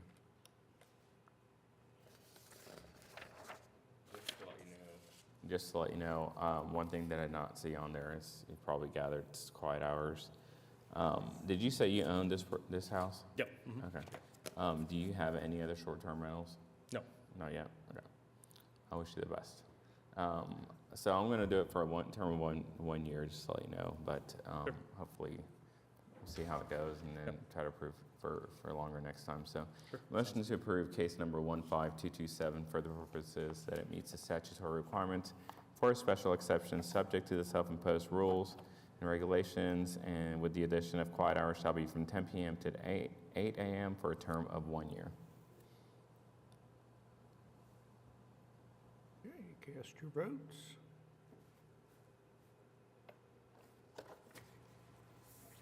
Member Noble, what say you?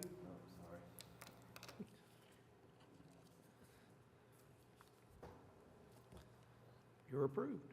All right, thank you very much, guys. Item number 40, case number 15229, an application from Terry Bruchon to allow home sharing at 9812 Hefner Village Place.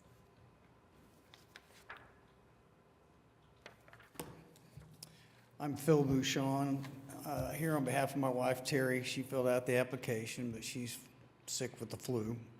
We live at 16421 Dustin Lane in Edmond.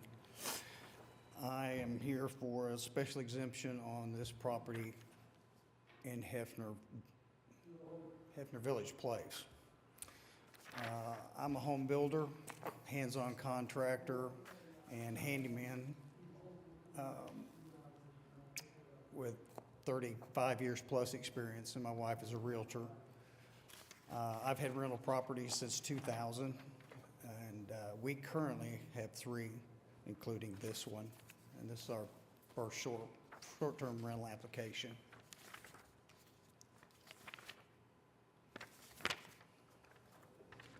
This property is a condominium? I'm sorry? This property is a condominium? It is, there's 4 units, so it has an adjoined wall. There's different combinations in that development of attached properties. This is the end unit? It is. One of the end units, okay. It's a little over 23, I think 2376 square feet. It's good size, but 3 bedrooms, so explain the 10 guests. My wife got a little carried away. She wanted to accommodate large families.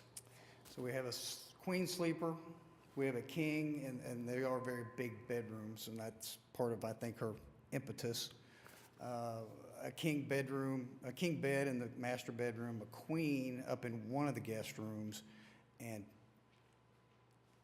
bunk beds in the 3rd bedroom, which are fulls. And what's the parking situation? 2 garage and 2? 2-car garage, 2 in the driveway, and then you can probably just see from the map on the curve, there's 1 unit right across from us, but there's guest parking slots. There's 5 slots right directly across from us, and that's kind of the way the development is set up with guest slots.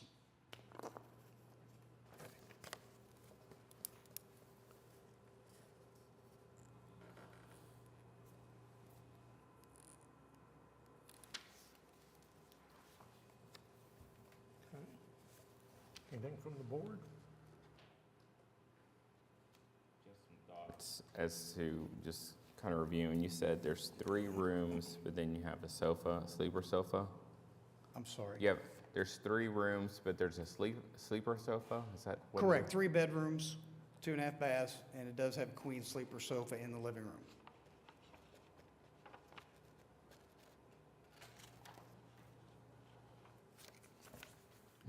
It is 2-story. We thought that might be a little more accommodating for some families. Was part of the thought process instead of having to go upstairs.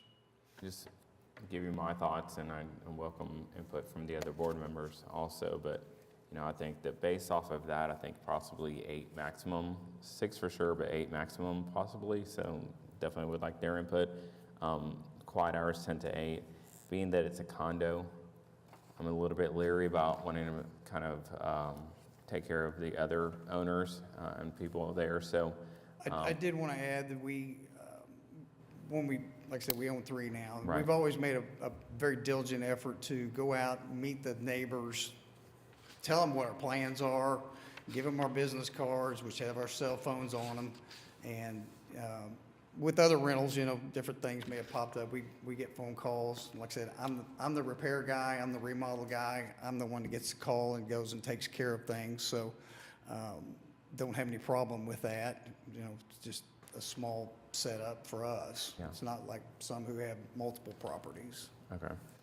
Definitely, as you can probably tell, we try to take everything on a case by case. I'm going to do a 1 year. Definitely would like to hear their thoughts if they think 2 years more appropriate. But that's kind of where I'm at. I am also, I think, being a condominium, 1 year is probably just so we can see what the Okay. potential is. I don't know. And also, are you comfortable with 8 maximum? I don't see why not. Like I said, they're full. It's a bunk bed, but they're fulls. Just makes somebody else more comfortable. If you had little kids, they wouldn't mind, ganging up in that setup, but I don't see why not. All right. Anything else from the board? I got 2 folks signed up to speak, so Joe, looks like Cyber? You want to go first? Did I get close? What's that? Did I get close? Oh, you got perfect. Okay. That's well done. Yeah, good evening. I'm Joe Sieber, and I'm represented also with Jim Carroll, who's the past president of Hefner Village Homeowners Association 1 and 2, and the current president of Hefner Village Homeowners Association 4. And the reason 4 is here is because the property in question abuts on the northern side of Hefner 4. So it's it's in the effect zone of the 2 different areas. May I approach? Oh, very good. To make this a little easier on you, I brought copies of what I'm going to cover.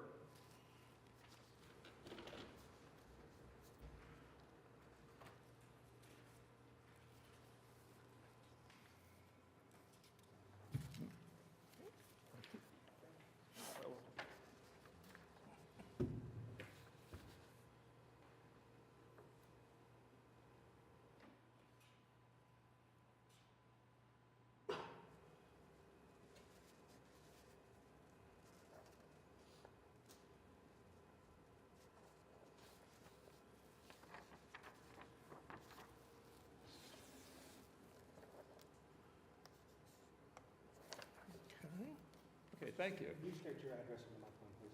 Pardon? Oh, yes, I'm again Joe Sieber, and I live at 10801 Dorothy Drive. All right, now, I've personally been involved in Hefner Village since the late 1970s. My father's had rental properties there from the 1980s to the current time.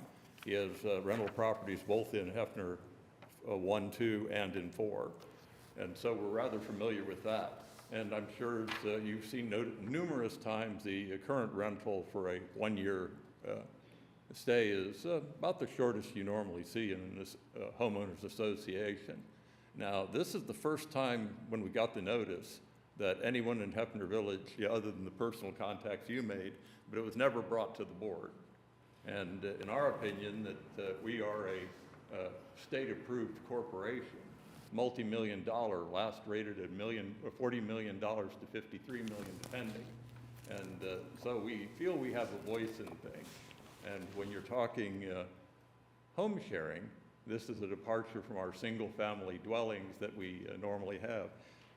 But now, the person in question, of course, is a homeowner and as such is a member of the Homeowners Association. And if you look at point 2, that gives you an idea of what his responsibilities are. Then, of course, if you look at point 3, one of the things you're not supposed to do in the Homeowners Association is have a gainful business, earning money from a property there.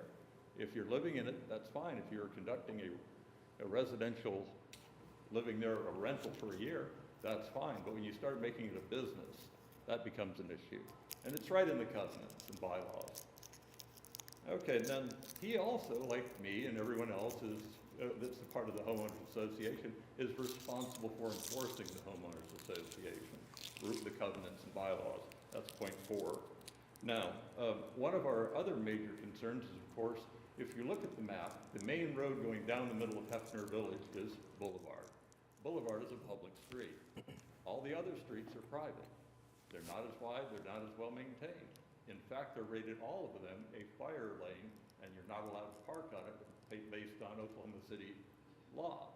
So when you have a eight-person invitation and we are going to fill up the 2 parking spaces at the property rather quickly, it's no surprise they're going to park somewhere else.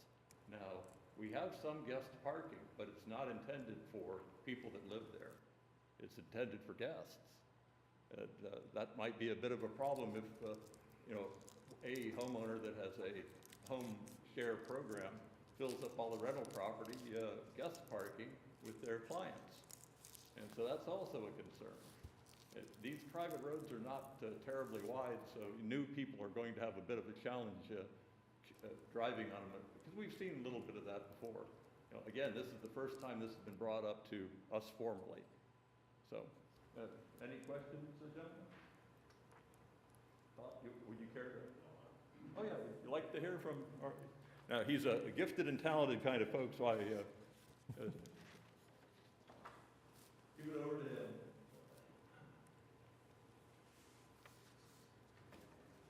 Thank you, Mr. Chairman and members.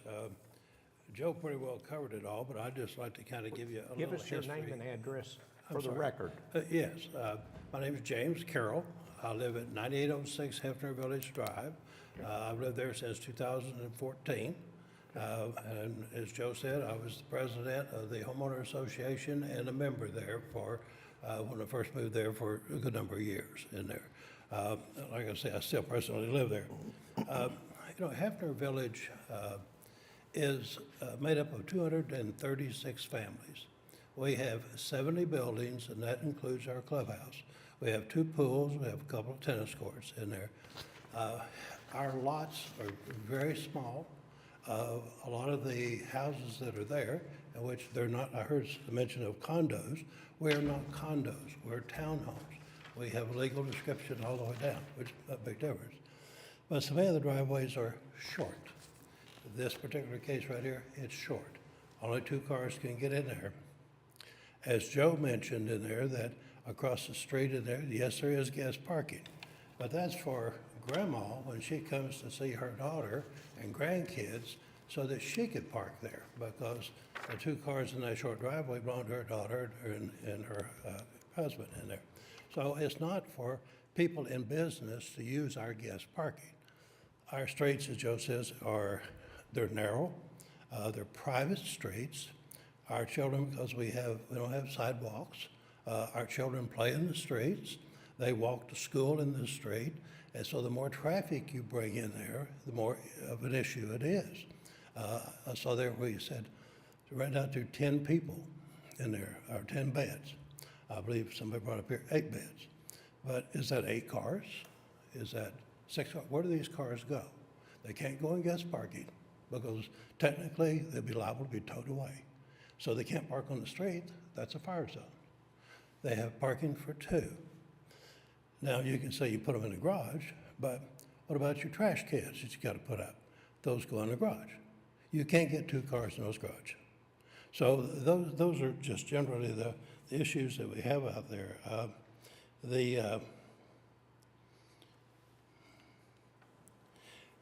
Joe mentioned in our bylaws and our covenants and restrictions, which were reviewed and re-recorded in 2014 when I first got out there, it plainly states in there that we are a single-family resident.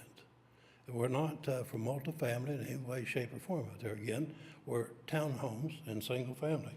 It also states that no business may be run out of there. So, in my opinion, a Airbnb, it's a business. It's not a home like I've got or you gentlemen have where you live and whatnot. It's there solely for one purpose, and that's to make money. And that doesn't belong at Hefner Village. I don't have a problem with it in other places, but not something like that. And again, the notice that we should have received, I checked with the homeowner association, the secretary treasurer, and they didn't know about this until someone in the neighborhood happened to give them one. So, even our homeowner association didn't know about this. And that's why, I came down and Mr. Seaver came down.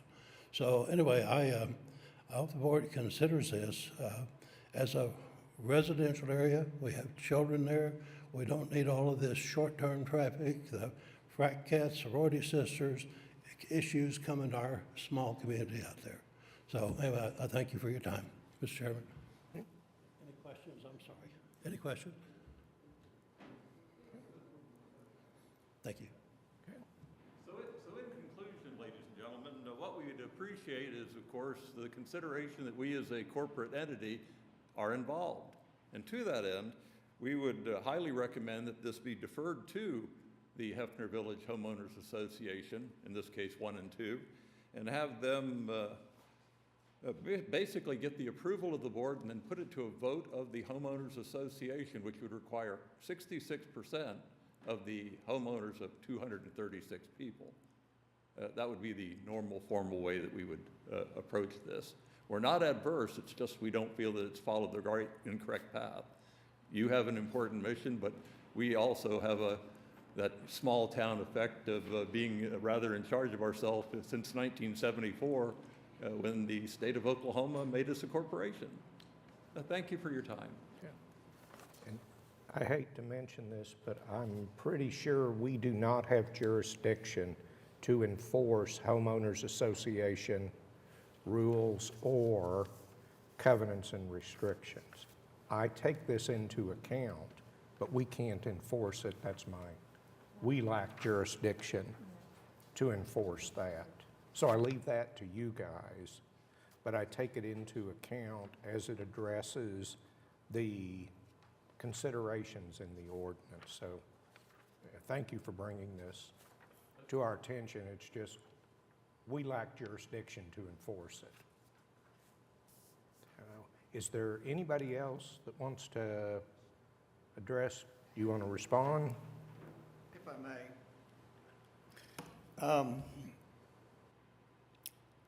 I'm just going to try to speak for my wife. Like I said, she filed the paperwork and did all the due diligence. And we certainly want to be great hosts and neighbors and guests. And we certainly didn't try to go around anybody in this process deliberately. I know she, being a realtor, is very diligent about reading covenants and HOA rules. So I can't speak to what she may have missed or should have done in conjunction with our application with you. I understand everybody always has a concern. I do want to say the short-term rental sentence is kind of a misnomer for us. We don't want to be in the hotel motel business, and we currently have it on a 30-day or more listing, and that's what we would prefer, 30, 60, 90. It is a different income level than somebody who rents it for a year, but let's be clear, if you're not living in it, you're in a business. You are making money from your property. So I'm afraid that byline kind of speaks for itself.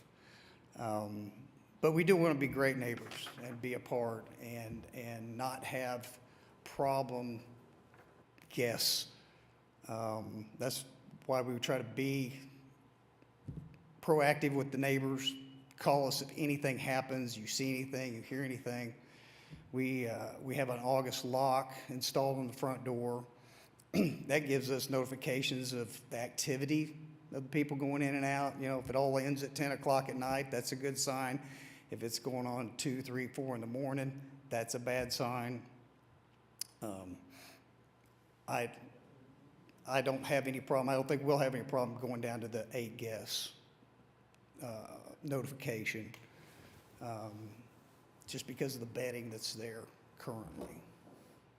So, any questions for me? Anything from the board? Okay, you guys were the only 2 that signed up to speak. If nothing else from the board, I think we're ready for a motion. Motion to approve case number 15229 for the purposes that it meets the statutory requirements for a special exception, subject to the self-imposed rules, the modification that the maximum number of guests shall be 8 people, maximum number of vehicles shall be 4. Quiet hours will be adjusted from 10 p.m. to 8 a.m., and this shall be for a term of 1 year to reevaluate in a year to see how things are going. Okay. Okay, we got a motion. I think it's your turn, Don. Yeah, I'm waiting. Theta, did you make the motion? Yes, sir. Who seconds? Don Noble, second. Cast your votes.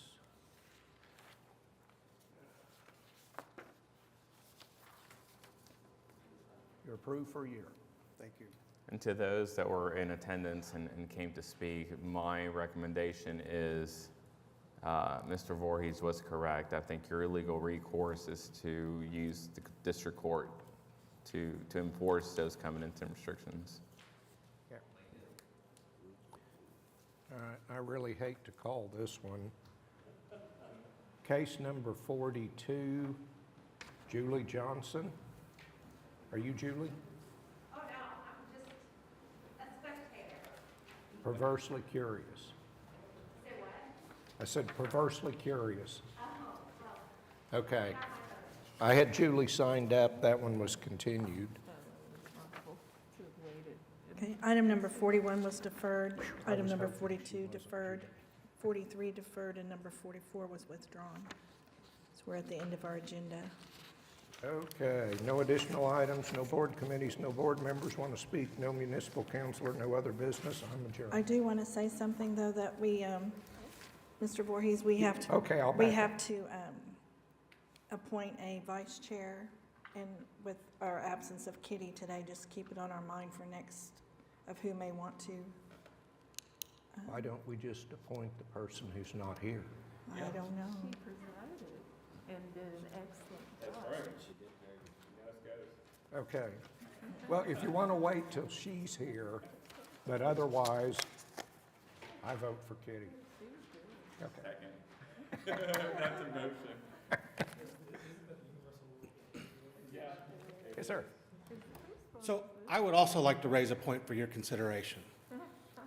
With regard to new home share applications, we might consider taking advantage of the consent docket by agreeing to a set of terms that we're already kind of using as a commonality, like 2 guests per bedroom, 1-year term, 10 to 8 quiet hours, self-imposed rules. If we can get our new application applicants, not a renewal, new applicants, to agree to that up front, then we could put the majority of these on a consent docket and approve them with a single vote. And staff would handle that, and we would just have that on the report so we can review it. It'd be listed on consent document, and as you read through the staff reports, if there is anything in that report that is contentious to you, then we can vote to pull it off of consent back into items requiring separate vote. But we haven't asked our legal department if that's even something that you want to Administrative. entertain, but it was just a thought that we had. Yes. I was not trying to read your stuff. I was trying to figure out who it was. And your name showed up. So. Okay. I think I'm done. Now, we could do like 10 more at least. Motion to adjourn? No. No? Okay. No. All right, sounds good. We do. Our next meeting in January was canceled, so it's February 2nd. We usually have 2 meetings a month. Our